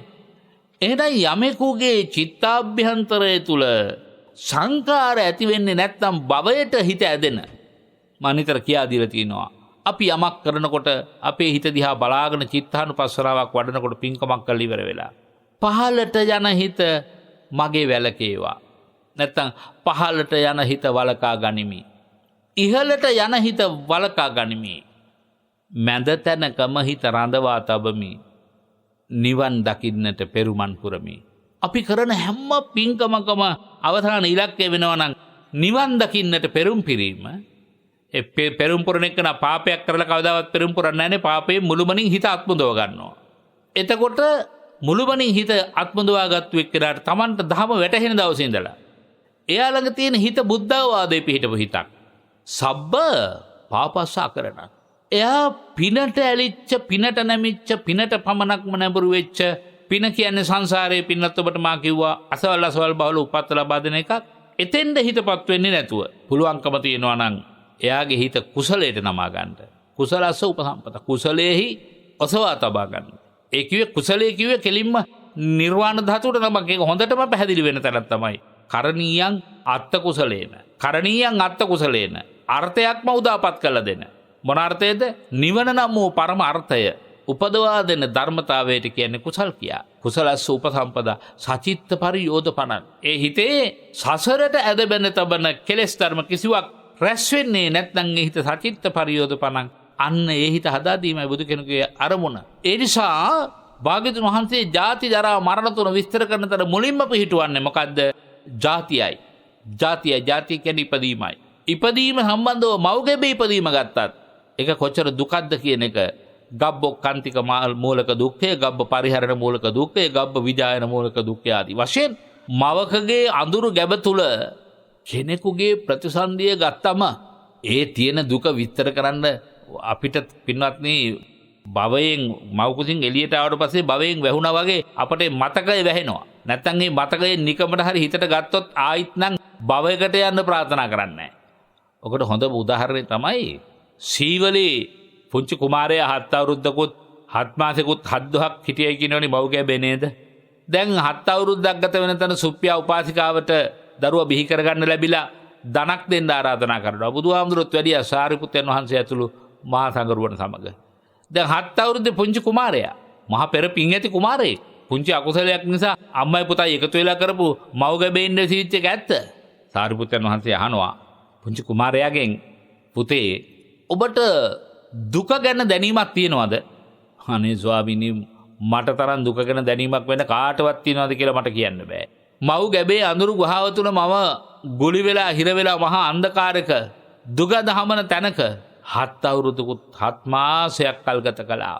ඒ නිසා දුක ගැන මට හොඳ අවබෝධයක් තියෙනවා. අපිට එතනින් මෙපිට තියෙන දුක් ගැන පින්නත් අපිට අවබෝධය ඇති වෙන්නේ. එතනින් මෙපිට තියෙන දුක් උහලා ගන්න බැරුව තමයි අපි සමහර කෙනෙක් සියදි විහානි කරගන්නේ. නමුත් ආයෙත් එළඹෙන උපත ගැන කියන්න වචන නැහැ පින්වත්. ඒක ඊට වඩා භයංකර දුකක් සහිත තැනකයි උපත ලබන්නේ. ඒක ගැන විවරණය කරන්න මේ කාලේ නෙවෙයි. මා කියාගෙන ගියේ ජාතිපි දුක්ඛ. ගැබ තුල තමන් විඳින දුක. අනිත් පැත්තෙන් අම්මා ගැබ පරිහරණය කරන ඇති වෙන දුක. අම්මා උණුසුම් දෙයක් පානය කළොත් ජාතිපි කලල රූපේ හැටියට කුසේ ඉන්න වෙලාවේ ලෝක මුඩිරේ පැහැෙනවා වගේ දැනෙනවලු. සීතල දිය උල්පතක බස්සවා තියනවා වගේ පැනෙනවලු සිසිල් දෙයක් බිව්වොත්. ඒ තරම් පුදුම දුකක් මව් ගැබක් තුල ඔබ මා විඳ තිබෙනවා. ඒ ගැන ජාති ස්මරණඥාණයෙන් හෝ මුලට ගොස් ආපස්සට බී හැරි හැබවින්ම වින්දනය කළොත් ඔබ මේ භවයේම නැවත උපදීමට පුදුම බයක් ඇති කරගන්න. ඒ ඉපදීමේ බයම තමයි එකෙන් නිදහස් වෙන්න ඔබයි මායි පොළඹවන්නේ. ඒ පොළඹවන කාරණාව ටිකක් ඉක්මන් කරන්නයි. අමතක වී ගිහින් තියෙන අනිකුත් දුක් ඔක්කොම ඉදිරියට එනවා. ඇත්තද කියලා බලන්න. මව්ගේ ඔබ විඳි දුක් ඔබට මතකද කියලා ඇහුවොත් මගෙන් හොත් මං කියලා මට මතක නැහැ. නමුත් බණ නම් නිබරුවේ මුනිවරයන්. ඒ දුක ආයෙත් මව්ගැබකට ආවත් අපි විඳින්න ඕනේ. අර කියනවනේ ඔබේ කඳුල මගේ සතුටයි කියලා සමහර හතුරෝ දිහා බලලා. ඒ වගේ අපි මව්ගැබට ඇවිල්ලා අනන්ත දුක් විඳින්න පටන් ගත්ත දවසේ ඉඳලා අම්මා සන්තෝෂ වෙනවනේ. තාත්තා සන්තෝෂ වෙනවනේ නේද? දරුවෙක් ලැබෙන්න එන්නේ කියලා උත්සව පවත්වාගෙන කොච්චර જાති කරනවද? එතකොට මෙන්න මේ දුක හැබැයි අద్භූත ආශ්චර්යජනක කාරණා අතර පින්නත් ඔබට මතක් වෙන්න ඕන සිද්ධාර්ථ කුමාරයාගේ මව්ගැබ පිළිසිඳ ගැනීම. ඒක වීදුරු කරඬුවක් ඇතුලේ තියෙන රම් පිළිමයක් වගේ කියනවනේ කිසි දෙයකින් අපහසුවක් දැනෙන්නේ නැති පැවැත්මක් නේ පින්නත්නි. ඒකේ එමෙන්නේ බුද්ධ ආදී උතුමන් වහන්සේලා වෙනුවෙන්. ඉතින් ඒ නැත්තම් ජාති දුකම තමයි. එතකොට මේ ඉපදීමේ දුක මව අපට ඉපදීමේ දුක කියනකොට වැටහෙන්නේ ගබ්බ විජායන මූලික දුක්ඛය. හුඟක් වෙලාවට අපට දැනিলা තියෙන්නේ පෙනෙන්නේ ගැබ ඇතුලේ දුක් කාටවත් පේන්නේ නැහැ පින්නති දරුවෙක් විඳින. ඔබ විඳින දුක් මතකත් නැහැ, දරුවෙක් විඳින දුක් මතකත් නැහැ. නමුත් මව් ගැබෙන් එළියට දරුවෙක් එනකොට කොච්චර පීඩාවක් විඳිනවද? එළියට ආ ගමන් මේ බාහිර වාතය ඇඟ දැවටෙද්දි කොයි තරම් කෑ ගහනවද? ඒ නිසා මේ ඉපදීමේ දුක අනන්තයි අප්‍රමාණයි. ඒක වැඩි වැඩියෙන් කුළු ගන්නවා. උලුප්පා දැක්විය යුතු දෙයක්. අනිකුත් සියලු දුක් නම් ඔබ අත්දැකලා තියෙනවා. ඉතින් ඉපදිච්ච දවසේ ඉඳලාම මේ ජරාව පමිනෙන්නේ. ජරාව කිව්වේ දි รา යාමනේ. අපට ඒ දි รา යාම හැබැයි ප්‍රකටව පේන්නේ අර ජීවිත දශකයක් පින්නත් තියෙනවානේ. මන්ද කිඩ්ඩාච වන්නෝච බලාපඤ්ඤාච හායන කියලා කියන්නේ අවුරුදු 50න් පස්සේ. එතන ඉඳලා මොන්න ඇහැ දිරනවා, කන දිරනවා, ඇඟ දිරනවා, නහරවැල් පේනවා. ඒ කියන්නේ හැම වැగిරෙනවා. නොඑක ආකාර දුක් පීඩාවන්ටපත් වෙනවා. ඒක තමයි ජරා දුක කියන්නේ. එතකොට ඉපදුනේ නැත්තම් ජරා දුකක් නැහැ පින්නත්. හැබැයි ඔබට මෙහෙම කියනකොට හිතෙනවා මනුස්ස ජීවිතේ විතරයි නේද ජරා දුක තියෙන්නේ. මනුස්ස ජීවිතේ ඉපදුනොත් විතරයි නේද ජරා දුක. දෙව්ලොව ඉපදුනොත් බ්‍රහ්ම ලෝකවල ඉපදුනොත් එහෙම නෑනේ කියලා. මොකද නැත්තේ? ඒක හොඳට මතක තියාගන්න. අපි අවුරුදු 50කට පස්සේ විඳින දුක අවුරුදු 10ක් විඳ කිමුකෝ මැරෙන්න ඉස්සෙල්ලා. දේවතාවෝ විඳිනවා සතියක් ඇතුළත අර සියලු දුක් අන්දරාව. ඒ තරම් පංච පූර්ණමිති පහළ වෙලා දිව්‍ය ලෝකෙන් චුත වෙනකොට ඇඳසලු පිළිටු වෙලා දිව්‍ය ලෝකයේ ආලේ මද වෙලා දෙකසිල්ලෙන් දාදිය වගරිලා අප්‍රමාණ පීඩා විඳිනවා දේවතාවෝ. ඒ නිසා කොතනකවත් මතක තියාගන්න දිරීමේ දුක නැති තරක් මේ භවේ නැහැ. ඒ නිසා දිරීම දුකක්. දිරීම දුකක් කියන එක මේ වෙලාවේ ලෙඩ ඇඳේ වැතිරීගෙන දිගා වෙලා ඉන්න හැම කෙනෙකුටම වැටහෙනවට කිසිම සැකයක්. මේ බණ අහන ගමන් අන්න ඔබට වැටහෙනවා නම් අපේ හාමුදුරනේ දිරීම දුකක් කියන එක මං අත්දකලා තියෙන්නේ. අපි හම්බ කරන සල්ලි වලින් 95% වියදම් වෙන්නේ අපේ ලෙඩ රෝග. මේ දිරීම කියනකොට අස්ථි දිරීම, දත් දිරීම විතරක් නෙමෙයි. මුළු ඇඟටම හටගන්නා රෝගාබාධ අනෙක් කවරදාටත් වඩා පින්නති ඔබට මේ වසවිස මිශ්‍ර වෙච්ච ආහාර දිග කාලක් අරගෙන අනෙක් කවරදාටත් වඩා ඉලන්දාරි වයසෙම මධ්‍යම වයසට එළමෙන්න ඉස්සෙල්ලම නොඑක ආකාර දිරීමේ රෝග වලට ලක් වෙලා ඉන්නේ. ඒක පේන්නේ විවිධ වූ ආයතන වලට යන අපිට වැඩියෙන් පිරිසක් රැස් වෙලා ඉන්න ආයතන මොකක්ද කියලා ඇහුවොත් රෝහල්නේ. ලංකාවේ දැන් වැඩිපුර තියෙන්නේ රජයේ රෝහල් සහ පෞද්ගලික රෝහල්නේ. දිරීමට බේත් හොයාගෙන යන්නේ. ඒ දිරීමට බේත් හොයාගෙන ගියාට ඉතින් දොස්තර මහතුරු වැඩ නැහනේ. බලන්න ඒ දිරීමේ දුක වේදනාව ඔය විවිධ වූ මාධ්‍ය වලින් ඉදිරිපත් කරන මිනිස්සු. අනේ මං කොහොම දරා ගන්නද? මම මෙන්න මේ වේදනාවට බේත් ටික ගන්නයි ආවේ. මට සල්ලි නැහැ පෞද්ගලික තැන් වලට වේදම් කරලා ගන්න. අනේ මට බේත් ටික ගන්න බන් දවස් දෙකක් තුනක් හරි නොකා නොබී මෙතන වැතිරිලා ඉන්න වෙරෙන්න මට වෙන විකල්පයක් නැහැ. මට ආපහු යන්න සල්ලිත් නැහැ, යන්න විදියකුත් නැහැ. අඬන දොඩන වැළපෙන මිනිස්සු කොච්චර ඉන්නවද? අනුන්ගේ දිරීමේ දුක ළඟ පිහිට වෙන්නෙත් ඒ අයම තමයි. වෛද්‍යවරු හෙදෙහිදියෝ. නමුත් ඒ වුණාට කොච්චර පීඩාවක් මිනිසුන්ට විඳින්න සිද්ධ වෙලා තියෙනවද කියන මේ පැත්තත් අපි බලන්න ඕන. සුව විරුව කියනවා තමයි. ඒක හැබෑව. නමුත් සුව මරුව වෙන්න නරකයි. සුව විරුවම බවට පත් වෙන්න ඕනේ. ඒක ඉහළ සිට පහළට ගලාගෙන යන ක්‍රමවේදයක් හරහා සිද්ධ වෙ යුතු දෙයක්. ඒ පිළිබඳව මං හිතන්නේ දේශනාවේ කරුණු නම් ඉදිරිපත් වෙන්න ඕන නෑ. ඔබ ඔබේම ජීවිතය තුලින් අත්දැකලා ඇති. ඒකත් විශේෂයෙන්ම අත්දකින්නේ මිල මුදල් ඇති අය නෙමෙයි. මිල මුදල් නැති අහිංසක මිනිස්සු. පින්වත්නි, ඉතින් දිරීමේ දුක කොච්චරද කියන එක රෝහලකට ගිහිල්ලා පැත්තකින් බලාගෙන ඉන්නකොට දවස් දෙකක් රෝහලේ නැවතිලා ඉන්න ඕන. හැබැයි එතකොට තමයි රෑ එළි වෙනකන් හුස්ම ගන්න බැරුව දඟලන අනන්ත අප්‍රමාණ තුවාල පීඩා ආදියෙන් පීඩා විඳින මිනිස්සුන්ගේ දුක් අන්දරාව අඳෝනා වැහෙන්නේ. ඔවුන් අඩන්නේ ජීවිතේ ඉල්ලලා. ඔවුන්ට රෝහලෙන් බෙහෙත් දෙන එක හැබෑව. අපිත් රෝහලෙන් බෙහෙත් ගන්න එක හැබෑව. ඒත් ඒක తాවකාලිකයි. සදාතනික සුවයක් සොයා දෙන්නයි බුදු කෙනෙක් ලෝකෙට පහළ වුණේ. ඒ නිසා ජරා දුක උපන්නේ ජාති දුක නිසා නම්, ඉපදීම නිසා නම් ඔබයි මමයි හැබැවින්ම වීරියවන්ත විය යුත්තේ ඉපදීමේ පීඩාකාරී තත්ත්වේ වළක්වා ගන්න. ඉපදීමට ඇති හේතු සාධක නසාලන්නටයි. ඊළඟ තුන්වෙනි කාරණයත් ජරාව නිසායි මරණය සිද්ධ වෙන්නේ. ජාතිය නිසා ජරාව, ජරාව නිසා මරණය. මම තවම මේ ත්‍රිකෝණමිතික සම්බන්ධය වගේ එකක්. ජාතිය නැති තැන ජරාව නැහැ, ජරාව නැතන මරණය නැහැ. මරණය නැති තැන ජරාව නැහැ, ජරාව නැති තැන ජාතිය නැහැ. මේක අගමුල එකට සම්බන්ධ කරගෙන බලන්න ඕන හරි ලස්සන දර්ශනයක් මේ තුල තියෙන්නේ. මනා පෙළ ගැසීමක් මේ තුල තියෙන්නේ. භාග්‍යවතුන් වහන්සේ වදාරනවා තුන්වෙනි කාරණේ එතකොට ඉපදුනොත් උප්පත්තියා සහේ වේදං මරණං ආගතං සදා. මරණත්තායෝකා සංවදකෝ විහෙස්සති. යමෙක් ඉපදුනාද ඉපදිච්ච මොහොතේ ඉඳලා මැරෙනවා. මව්ගැබේ ඔබ අහලා තියෙනවා අස්ලෝමයක අග තෙල් බින්දුවක් ගල්වලා හත් සැරයක් ගසා දාන තරමින් තමයි කලලේ පටන් ගන්න කියලා. ඒ කලලේ ආරම්භ වෙන තැන ඉඳලම යම් කලක් යම් ආයුෂයක් ගත කරලා ගැබ තුල මෙලොව බිහි වෙලා අවුරුදු 100ක් 120ක් හිටියත් ඒ හැම ක්ෂණයකම සිද්ධ වෙන්නේ මරණයයි. මරණයයි. මරණ තුනක් ඇති වෙන්නේ පැණිකෑය කියවනේ මරණ තුනක් තියෙනවා. එකක් ක්ෂණික මරණය, අනික සම්මුති මරණය, අනික සමුච්ඡේද මරණය. ඒ මරණ තුනෙන් පැණිකන්න පුළුවන් මරණය තමයි සමුච්ඡේද මරණය. ක්ෂණික මරණය කිව්වේ මොකද්ද එතකොට? අර මං කිව්ව කලලයේ සිට යම් තාක් කල් අපේ මේ ශරීර කූඩුව පවතිනවාද ඒ ශරීර කූඩුව හැම ක්ෂණයක් පාසාම ඇති වෙමින් නැති වෙමින් ඇති වෙමින් නැති වෙමින් මරණයටපත් වෙමින් යන්නේ. නැති වෙනවා කියන්නේ මරණය. ඇති වෙනවා මැරෙනවා. උපදිනවා මැරෙනවා. උපදිනවා මැරෙනවා. ඒකට අපි පාලියෙන් කියන උදේව්‍ය ඥානය සංවර්ධනය කරගත්තොත් තමයි මේක පේන්නේ. නැත්නම් අපි ඉන්නවා වගේ පේනවා.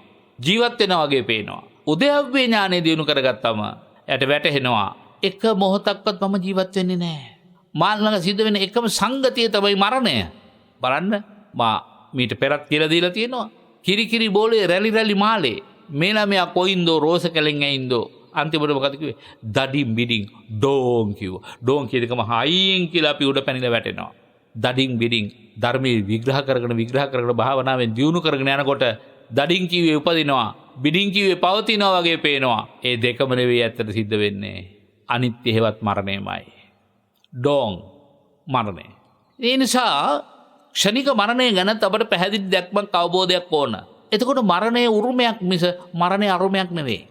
මේ මොහොතේ සිද්ධ වෙන මරණයේ උරුමය දැන් මේ මොහොතේ සිද්ධ වෙමින් තියෙනවා. නමුත් අපිට අවබෝධයක් නැහැ. අපි තවම මලේ නැහැ. කොයි වෙලාවෙ මැරෙයිද දන්නේ නැහැ. අපි නොඑක ආකාර දහස් කතා කරන්නේ සම්මුති මරණයටයි. යම් කෙනෙක් ප්‍රාණය නිරුද්ධ වුණු නිසල දේහයටයි පත් වුණාමයි එයා කියන්නේ අන්නහවලා මලා. ඒක සම්මුති මරණය. නමුත් තුන්වෙනි මරණය මොකද්ද?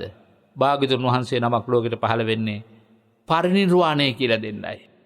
හාත්පස නිවී යන හිතක් උපදවලා දෙන්න. ඒකට කියනවා මොකද්ද? සමුච්ඡේද මරණය. සහ මොලින් නැවත නූපදිනා තැන දක්වා හිත ඉදිරියට ගොස් මරණයටපත් වෙන කියන සමුච්ඡේද මරණය. දැන් මේ විදිහට ජාතිය නැති කරන්න නම් අනිත් පැත්තට එනවා. මරණය නැති කළොත් ජාතිය නැහැ. ජාතිය නැති වුණොත් ජරාව නැහැ. මේක පින්නත් නේ පින්තූර වශයෙන් ඇඳලා පෙන්නන්න තියෙනවා නම් ඒ තරම් වටිනා. හොඳට මතක තියාගන්න. බුදු කෙනෙක් ලෝකෙට පහළ වෙන්නේ එක පැත්තකින් විග්‍රහ කරගෙනකොට ජාතිය නැති කිරීමට හේවත් උපතනවත්වා ලීමටයි. අනිත් පැත්තෙන් දැන් අපි උපන්නන්නේ. දැන් භාග්‍යවතුන් වහන්සේ අනුශාසනා කරන්නේ වදාරන්නේ ධර්මයේ බබලවන්න උත්සාහ කරන්නේ මරණය මරන්නයි. මරණය මරුවේ නැත්තම් මරණයෙන් මරුණොත් වෙන්නේ අපට නැවත උපතක් ලැබීමයි. ඒ නිසා මරණය මරුවොත් නැවත උපතක් ලබන්න වෙන්නේ නැහැ. ඒ නිසා මෙන්න මේ උපතයි විපතයි දෙක අවසන් කිරීම තියෙන තැන තමයි සැපත කියලා කියන්නේ. ඒ සැපතට කියන්නේ මොකද්ද? මොන සැපතද? නිවන් සැපතයි. දැන් ඊළඟට භාග්‍යවතුන් වහන්සේ මේ තයෝ ධම්ම සූත්‍ර දේශනාව පෙළගස්සනවා මහණෙනි යමෙකුට. ඔන්න දැන් ආපහු අපි පියවර වශයෙන් පහළට එනවා. යමෙකුට ජාතියයි ජරාවයි මරණයයි කියන මේ ධර්මතා තුල දුරලන්න ඕන නම් ඒක කරන්න කරුණු තුනක් දුරලන්න ඕනේ. ඔන්න දෙවෙනි පියවර. මොකද්ද? රාගය දුරලිය යුතුයි, ද්වේෂය දුරලිය යුතුයි, මෝහය දුරලිය යුතුයි. අන්න බලන්න සබ්බපාපස්සා කරනම් කියන එකමයි මේ කියන්නේ. අර ධර්මතා තුල දුරු කරගන්නට මොකද කරන්න ඕන? රාගය දුරු කළ යුතුයි, ද්වේෂය දුරු කළ යුතුයි, මෝහය දුරු කළ යුතුයි. මෝහය යනෝ මුලාවයි කියා පින්නත් ඔබ දන්නවා. එමනම් මුලාවෙන් පිරිච්ච හිතකින් මම මගේ කය කෙරෙහිත් මා වටා ඉන්න අය කෙරෙහිත් රාග වශයෙන් බැඳෙනවා නම් මට උවමනා හැටියට පවතින්නේ නැති වෙනකොට මම මේ අය සමග ගැටෙනවා නම් මට ඕන හැටියට මගේ කය පවතින්නේ නැත්නම් හිතට ඕන කරන විදිහට පවතින්නේ නැත්නම් මගේ කය ඔස්සේ ගැටෙනවා නම් මම ආන්ගේ ඇලීම ගැටීම මුලාව කියන ඇලීම ගැටීම මුලාව කියන මේ තුන් ධර්මයෙන්ම මම හුඟක් කෙටි කරලා මේක දේශනා කරන්නේ. යමෙක් තුල පවතිනවා නම් එයාට කවදාවත් ජාතිය ජරාව මරණය නවත්තන්න බෑ. එනම් පින්නත් ඔබ ඉපදීමේ ඉඳලා මරණය දක්වා දුක්ඛන්දරාවෙන් නිදහස් වෙන්න කැමති නම් රාග හිතක් ඇති වුණු වහාම මේක ස්ත්‍රී පුරුෂයන් අතර ඇති වෙන රාග හිත පමණක් නෙමෙයි. ඔබට තමා කෙරෙහිත් ලෝකයේ මොනියම්ම දෙයක් කෙරෙහිත් මොනියම්ම කෙනෙක් කෙරෙහි වුණත් තද බැඳීමක් ඇති වෙනවා නම් හිතන්න මම මේ භවයට ආවේ තද බැඳීම් ඇති කරගෙන නැවත ඉපදීමක් හදාගන්න නෙමෙයි. දේපල පිළිබඳව තද බැඳීමක් ඇති වුණත් ඒකේ අතුරු විපාකය මට ප්‍රේතාත්මයක් ලැබෙන එක. ඊළඟ භවයේ සිට ආපහු මේ භවයට මාව අද්දවන්නේ වෙන කවුරුවත් විසින් නෙමෙයි. ඊළඟ භවයට යන මට එහි ඉඳලා නිවන් පිණිස යන ගමන සාර්ථක කරගන්න දෙන්න තුව නැවත මේ භවයට ඇදෙනවා නම් ඇදෙන්නේ අදින්නේ අනිත් අය නොව මමම මගේ අය කෙරෙහි ඇති කරගන්නා වූ දැඩි ලෙන්ගතුකම නිසා. ඒ නිසා මම උපාදාන වශයෙන් දැඩි ලෙන්ගතුකමක් මගේ මනසේ පවතිනවා නම් ඒක දුරු කරගන්නා තුරු මට ඉපදීම ජරාව මරණය කියන ධර්මතා තුන නවත්තන්න බෑ කියලායි භාග්‍යතුන් වහන්සේ වදාළේ. අර ඇතිවෙන සිතුවිල්ලෙන් වහාම තමන්ට ඇතිවෙන ආදීනවය මේක මම නිතර කියලා දීලා තියෙනවා. ඔබ තිසරණ සරණ ගත වෙන්නේ මේ ධර්මයේ පිහිට කරගත්තොත් පමණමයි. ඒ නිසා හොඳට මතක තියාගන්න. ආස්වාද ආදීනව නිස්සරණ දැකගනු පිණිස යමි මම තිසරණ සරණ. ඒ කිව්වේ සැපයෙහි අනිත්‍ය ආදීනව දකින්න. මම නම් සොයන්නෙම සසරින් නිස්සරණ. මම හොයන්නෙම සංසාරයෙන් නිස්සරණතාවේ නම්. අර අපි ඇති කරගත යුතු ආස්වාදයේ විඳින්න එපා කියනවා නෙමෙයි. ආස්වාදේ දැනෙනවා. බුදුවරුන්ටත් ආස්වාදේ දැනෙනවා. පසේ බුදුවරු මහරහතන් වහන්සේලාට ආස්වාදේ දැනෙනවා. නමුත් උන්වහන්සේලාගේ උපාදානයයි නැත්තේ. උපාදානයයි නැත්තේ. උන්වහන්සේලාටත් හිත ගැටෙන අවස්ථා, හිතට ගැටීම් උපදින අවස්ථා තියෙනවා. නමුත් උන්වහන්සේලාට ඒ හිතේ ගැටීම උපාදාන කරන ගති නැති නිසා හිත ඇතුලේ ඒ පිළිබඳව ගැටීමක් නැහැ. ඒකෙ ද්වේෂ මූලයේ හිත තුළ තිබ්බොත් නෙමෙයි ගැටීම ඇති වෙන්නේ. භාග්‍යවතුන් වහන්සේලා රහතන් වහන්සේලා ද්වේෂ මූලයේ සංසිඳවා ඇති වෙන බැවින් ගැටීමක් ඇති වෙන්නේ නැහැ. දැන් උන්වහන්සේට භාග්‍යවතුන් වහන්සේට උදාහරණයක් වශයෙන් ගත්තොත් කායිකව නොයෙක් රෝග පීඩා ඇති වුණා. අප වගේ කොයි තැනකදීවත් කොයි වෙලාවකවත් කෙඳිරි ගෑමක් උනේ නැහනේ. මොකද හේතුව? උන්වහන්සේගේ సంతානයේ ද්වේෂ මූලයන් ගැටෙන මූලයන් තිබුණේ නැහැ. හැබැයි රිදුම ඇති වුණා. නමුත් උන්වහන්සේට උපාදානයක් තිබුණේ නැහැ. උන්වහන්සේ උපාදාන සංසිද්ධිත නිසා පින්වත්නි භාග්‍යවතුන් වහන්සේට පීඩාවක් දැන් පීඩාවත් ඔබ දන්නවා. භාග්‍යවතුන් වහන්සේ රාහුල කුමාරයාට වේවා නන්ද කුමාරයාට වේවා මේ තමන්ගේ පුතුණ්‍යයි කියන හැඟීමෙන් කටයුතු කළෙත් නැහැ ලොකු වැලීමක් ඇතුව. මොකද හේතුව? ඇලෙන්නට හේතු වන රාගලිප්තිත සිතුවිලි නැති කරලා තිබිච්ච නිසා. හේතුව උන්වහන්සේ ජාතිය ක්ෂය කළ කෙනෙක්, ජරාව ක්ෂය කළ කෙනෙක්, මරණය ක්ෂය කළ කෙනෙක්. හැබැයි ඒක කරන්න පුළුවන් උනේ රාගයයි ද්වේෂයයි මෝහයයි කියන තුන් ධර්මයන් මනසින් උපුටා ගත්ත නිසා. මං ඊටාම කෙටියෙන් ඊළඟට මතක් කළ භාග්‍යවතුන් වහන්සේගේ දේශනේ තමයි රාගය ද්වේෂය මෝහය දුරලන්න නම් තව ධර්මතා තුනක් තියෙනවා දුරලන්න. ඒ තමයි තුන්වෙනි පියවර සක්කාය දිට්ඨිය, විචිකිච්ඡාව, සීලබ්බත පරාමාසය. කොතෙකුත් ඔබ අසා තිබෙන නිසා ඒ කරුණු ගැන දේශනා කරන්න වෙලාව ගන්නෙ නැහැ. ඊළඟට නැවතත් වදාරනවා. හැබැයි මහණෙනි සක්කාය දිට්ඨිය, විචිකිච්ඡාව, සීලබ්බත පරාමාසය දුරු කරන්න නම් තව ධර්මතා තුනක් පුරන්න ඕනේ. මොකද්ද? නුනුවණින් මෙනෙහි කිරීම අයින් කරන්න ඕනේ. එන යමක් අවබෝධයෙන්ම මෙනෙහි කරන්න පුළුවන් වෙන්න ඕනේ. නියම ආර්ය අෂ්ටාංග මාර්ගය ඇරෙන්න වෙන මාර්ගයන් ඔස්සේ ගිහිල්ලා කවදාවත් අර කියපු සක්කාය දිට්ඨි, විචිකිච්ඡා, සීලබ්බත පරාමාස දුරු කරන්න බෑ. නොමඟ ඇසුරු කිරීමෙන් වළකින්න ඕනේ. ඊළඟට කියනවා සිතේ ලීන බව, කම්මැලිකම දුරු කරන්න ඕනේ. අර සෝවාන් මාර්ගලාභියෙක් වන්නට නම් පුරවන්න ඕන කරන ප්‍රධාන ගුණ ධර්ම තුන කෙරෙහි විශේෂ අවධානය යොමු කරන්න. මොකද්ද? නුනුවණින් මෙනෙහි කරන්න. එහෙම නැත්නම් නුවණින් මෙනෙහි කරන අය ආශ්‍රය කරන්න, නුනුවණින් මෙනෙහි කරන එකෙන් ඉවත් වෙන්න. නොමගයි සුමගයි දෙක හොඳට තේරුම් ගන්න. මේක සුගත් මාර්ගය. බුදුරජාණන් වහන්සේ දේශනා කරනවානේ අඤ්ඤාහි ලාභපනිසා අඤ්ඤා නිබ්බාන ගාමිනී. අපි නිර්වාණ මාර්ගයට පිවිසෙන ගමන පැත්තක තියෙද්දී අපි සසර ලාභ ලැබෙන මාර්ගනේ අපි තෝරගෙන තියෙන ශාසනය. නිසා ඇතැම් වෙලාවකට හොඳට තේරුම් ගන්න සමහරට පුණ්‍ය මාර්ගයත් නොමග මාර්ගයක් කියලා කිව්වට වැරද්දක් නැහැ. නිවනින් මේ පිට යනකොට මේක බුදුහාරන්ගේ බණ. අඤ්ඤාහි ලාභපනිසා අඤ්ඤා නිබ්බාන ගාමිනී. ඒව මේතං අභිඤ්ඤාය බික්ඛු බුද්දස්ස ශාවකෝ. ඊළඟට කියනවා කාලය අවසන් නිසා අපි කෙටියෙන් සඳහන් කරන්නේ නුනුවණින් මෙනෙහි කිරීම දුරු කරන්න නම් එහෙම නැත්නම් ඒ අර කියපු නොමගින් මෙනෙහි කිරීම, නොමග ඇසුරු කිරීම, සිතේ ලීන බව මේ තුන දුරු කරන්න සිහි මුලාව දුරු කරන්න ඕනේ. අසම්පජඤ්ඤය මෙනෙහි දුරු කරන්න ඕනේ. චිත්ත වික්ෂේපය කියන කරුණු තුන දුරු කරන්න ඕනේ. ඒ තුන දුරු කරන්නත් නිකම් බෑ. ආර්යයන් වහන්සේලාගේ නොදැක්ම දුරු කරන්න ඕන ආර්යයන් වහන්සේලා දකින්න ඕනේ. ආර්ය ධර්මය නොසා ඉන්න බෑ. ආර්ය ධර්මයක්මයි අහන්න ඕනේ. මේ වදාරන්නේ බුදුහාමුදුරන් වහන්සේ ආර්ය ධර්මය මේ තයෝ ධම්ම සූත්‍රයේදී. ඒ වගේම තමන්ගේ චිත්තයට තමන්ම පරිභව කරගන්න කැමති වෙන්න ඕනේ. අනේ මම මගේ හිතින් මොනවද මේ හිතන්නේ කියලා. මේ බුදුමගද මම මෙනෙහි කරන්න කියන එක හිතා ගන්න පුළුවන් වෙන්න ඕනේ. ඒකත් දුරු කරන්න නිකම් බෑ. උද්දච්චයත්, අසංවරයත්, දුස්සීලයත් දුරු කරන්න ඕනේ. ඒ තුන දුරු කරන්නත් නිකම් බෑ. බලන්න කොච්චර ගැඹුරට යනවද කියලා. අසද්ධය දුරු කරන්න ඕන. ඒ වගේම යාචකයන්ගේ බස් නොදන්නා බව.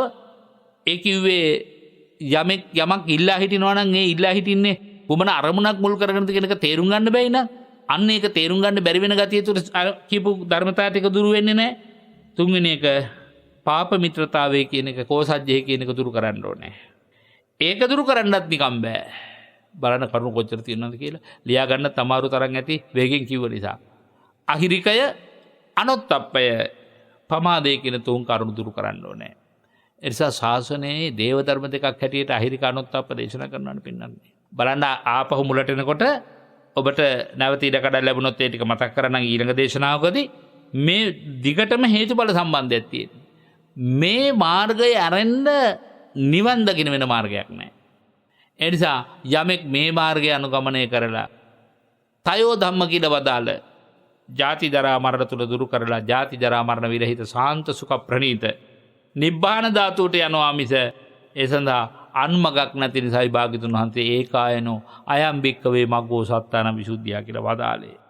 ඉතින් ඒ උතුම් බුදුමග යන්නට පුංචි මග පෙන්වීමක් පමණක් සැකිල්ලක් පමණක් ඉදිරිපත් කරගන්නටයි අද අවස්ථාව සැලසුනේ. ඉදිරි දේශනාවකදී අපි ඊට ටික විග්‍රහ කරලා දෙන්න බලාපොරොත්තු වෙනවා. මීටත් වඩා තව සරල කරමින් මේ කරුණු ටික දේශනා කරන්න උත්සාහ කරමු. එතෙක් අද දවසේ අපට මේ උතුම් තයෝ ධම්ම සූත්‍ර දේශනාව ගෙනහැර දක්වන්නට අවශ්‍ය ශවී ශක්තිය ලබා දුන්නු පිළියන්දල දම්පේ අංක 195න් තුර නිවසේ පදිංචි පින්වත් UH චෛරංගනී පින්වත් මහත්මිය බලාපොරොත්තු වෙන්නේ 2012 දෙවැනි මාසේ 12 වෙනිදා අභාවයට පත් වුණු රෝගාතුර වී අකල් මරණයට පත් වුණේ MM කාන්ති පින්වත් මහත්මිය එතුමියගේ අභාවයෙන් අවුරුදු 10ක් පිරිම නිමිත්තෙන් පින් පමනුවණ්ඩයි මේ උතුම් පින්කම සිද්ධ කරන්නේ.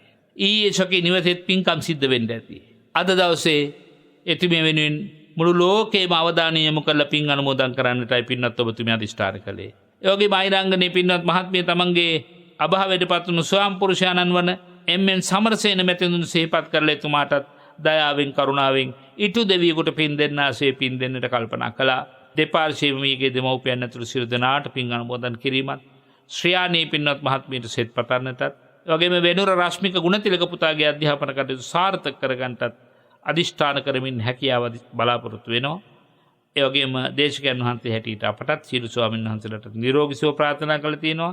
කළගුණ සැලකීම් වශයෙන් මේ උතුම් පින්කම සිද්ධ කරගමින් ලෝකයේම අවධානය යොමු කරලා පින්කම් රැස් කරගන්නට ඉඩ සලසා දෙන net fm පින්වත් කාර්ය මණ්ඩලයේ බුදු පිරිසටත් ත්‍රිවිධ හමුදාවේ සියලුම රණවිරුවන්ටත් කොරෝනා සාධිත සියලු රෝගීන්ටත් නිදුක් නිරෝගී සුවය ප්‍රාර්ථනා කරලා තියෙනවා. ලක්වැසිලෝවැසි සියලු දෙනාටම නිරෝගී සුව හා උතුම් ධර්ම අවබෝධය ලැබේවායි අවසන ප්‍රාර්ථනා කර තිබෙනවා. ඒ සකල ප්‍රාර්ථනාවන් ඉෂ්ට සිද්ධ ප්‍රාප්ත වේවා කියලා අපි අධිෂ්ඨාන කරනවා. ආකාශට්ටා ච බුම්මට්ටා දේවා නාග මහිද්దికා පුඤ්ඤන්තං අනුමෝදිත්වා චිරං රක්칸තු සම්මා සම්බුද්ධ ශාසනං චිරං රක්칸තු සම්මා සද්ධම්ම දේශනං චිරං රක්칸තු සම්මා සම්බුද්ධ ශාවකන්ති. සාධු සාධු සාධු. මෙත්නෙත් පාමුල ධර්මානුශාසනාව එලෙස නිමාවට පත්වනේ. තයෝ ධම්ම සූත්‍රයයි දේශනාවේ මාතෘකාව. හැබැයි ඒ තුලම අපට හිතන්නට බැරි පරාසයක දහම් කාරණා අනාවරණය කරමින් අනුශාසනා සිදු කරන්නට අපේ හාමුදුරන් වහන්සේට හැකියාවක් ලැබුණා. ජීවිතය පුබුදු කළ ධර්මානුශාසනාවකුයි ජීවිතය ආලෝකමත් කළ ධර්මානුශාසනාවකුයි කඩතුරාවක් බිත නොපෙනෙන අරුණැල්ලක් අපට පෙන්වා දුන්නු ධර්මානුශාසනාවකුයි ඔබ අප ශ්‍රවණය කළේ. අපි ධර්ම සාකච්ඡාවේදී අපි ගෞරවනීය නායක හාමුදුරන් වහන්සේගෙන් තවත් දහම් කාරණා ආසාදන ගනිමු. එතෙක් රැඳෙන්නට ඔබට ආරාධනා කරන අපේ පූජනීය කැටවල හේමාලෝක නායක හාමුදුරන් වහන්සේට නිදුක් නිරෝගී ගුණ සම්පන්නිය උතුම් වූ ධර්මාවබෝධය ප්‍රාර්ථනා කරමින් මෙත්නෙත් පාමුලෙන් කෙටි විරාමයකට යමු වෙනවා.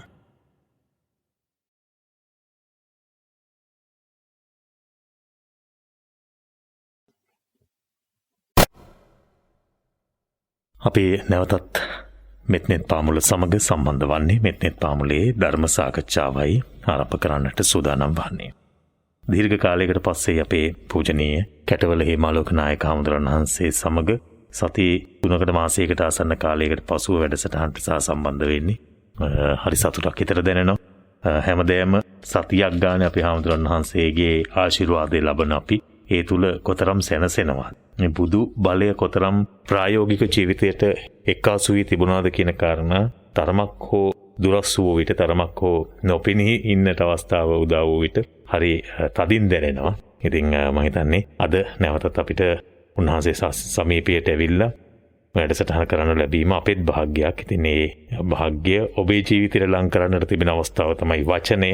වචනයෙන් නැත්නම් අනුශාසනාවෙන් මේ භාග්‍ය ඔබේ ජීවිතයට ලං කර දෙන මෙත්නෙත් පාමුලේ ධර්ම සාකච්ඡාවයි ආරම්භ කරන්නට සැලසෙන්නේ. ආරම්භක මොහොතේදීම අපේ පූජනීය නායක හාමුදුරන් වහන්සේට නිදුක් නිරෝගී දීර්ඝායුෂ ප්‍රාර්ථනා කරමින් අපි අද දේශනාව හරිම ප්‍රායෝගිකව ජීවිතයට ගලපා බලන්නට හැකි වටපිටාවක් උදා කර දුන්නු දේශනාවක් බවට පත් වුණා. තයෝ ධම්ම සූත්‍රය මත පදනම්ව පමණක් නෙවෙයි එහා ගිය බොහෝ වටිනා වූ දහම් කාරණා හැමදේම වගේම අදත් ඔබේ ජීවිතයට එක්කාසු කරගන්නට ඔබට අවකාශ ලැබුණා කියලා ඔබ විශ්වාස කරන ඔබ දන්නවා. ඉතින් ඒ අනුසාරයෙන් අපේ හිතෙත් මතුවුණු යම් ගැටලු තිබෙනවා. ඒවත් මේ අවස්ථාවේම අපේ හාමුදුරන් වහන්සේ වෙතට යොමු කොට निराकරණය කරන්නට බලාපොරොත්තු වෙනවා. නායක හාමුදුරන් වහන්සේව මෙත්නෙත් පාමුල ධර්ම සාකච්ඡාවට නැවත වාරයක් බොහොමත්ම ගෞරවයෙන් පිළිගනු ලබනවා. අවසර අපේ හාමුදුරනේ. අපේ හාමුදුරනේ ඔබ වහන්සේ දේශනාවේ අවසානට එනකොට ආශාවාදයේ පිළිබඳව සිහිපත් කළා. මට හිතෙනවා ධර්ම සාකච්ඡාවේ ආරම්භය එතනින් විය යුතුයි කියා. ආශාවාදයේ විඳිය යුතු විදිහ පිළිබඳව දැන් අපි ආදීනව ඇතැම් වෙලාවට දන්නේ නැහැ අපේ හාමුදුරනේ. අපි ඇලෙන තැන ඇලෙනවා, ගැටෙන තැන ගැටෙනවා. මෙහෙම තමයි අපේ ජීවිත හැලහැප්පීම් මැද්දේ විතක සතුටින් විතක දුකින් ගත කරන්නේ, කටයුතු කරන්නේ, ගෙවෙන්නේ. ඉතින් එවැනි තැනකදී අපි ඕනෑම තත්වයක් තුල ආදීනව පිළිබඳව නුවණින් විමසා බලන්නේ නැතුව කටයුතු කරන අවස්ථා තිබෙනවා. ඒ පිළිබඳව මම හිතන්නේ මීට වඩා බෞද්ධයන් විදිහට අපි දැනගත යුතුද කියන කාරණය මගේ හිතේ මතුවෙනවා. මම ඔබ වහන්සේ වෙතට අද සාකච්ඡා ආරම්භයේදී යමුවන්නේ පැන ඉදිරිපත් කරමින් අපි කරන කටයුත්තේදී අපි ජීවිතය ගත කරන විට නුවණින් විමසා බැලිය යුතු අවස්ථාවන් උත්පාදනය කරගන්න යුත්තේ කෙසේද? ආශාවාදයේ විඳිය යුතු විදිහ තවත් අපට පහදලා දෙන්න අපේ හාමුදුරනේ අද ධර්ම සාකච්ඡාව ආරම්භ කරන මොහොතේ. අවසරයි ස්වාමීන් වහන්සේ. වාසනාවන්ත ධර්මකාමී පින්වත්නි, අපේ වරුණ පුතා සිහිපත් කළා වගේ මාසයකට ආසන්න කාලයකින් තමයි පුතත් මාත් මුණ ගැහුනේ. නමුත් ඒ වුණාට මනසින් හැම ක්ෂණයකම ගෙවුණු කාල සීමාව තුළ එක්කෝ වාසය කළා. මා විතරක් නෙමෙයි, මේ පූජා භූමියේ 100 ගාණක් වැඩි ඉන්න උපතෝ සංඝරත්. එච්චර විතරක් නෙමෙයි, වරුණ පුතාගේ ජීවිතයට සෙත් පතන ආශිර්වාද කරන පැවිදි ගිහි බොහෝ ශ්‍රාවක ශ්‍රාවිකාව මා පුතාට සෙත් පැතුවා. ඇත්තට අසනීප වෙලා හිටියේ කියලා කියන්නවත් මං කැමති නෑ. මට ඒක ඒ තරම් වචනේ පවා දැඩි මානසික අපහසුාවක්. මොකද මමත් ඇහුවා ඔබ වහන්සේගෙන් මේ ඔබ වහන්සේගේ වැඩසටහනේදී මම නැති බව සිහිපත් කරලා තිබුණා. මේ කිලසේ මේ මං කොහේ ඉතින් මේ කිව්වනම් ඉවරනේ මෙහෙම අසනීපයක් වෙලා කියලා.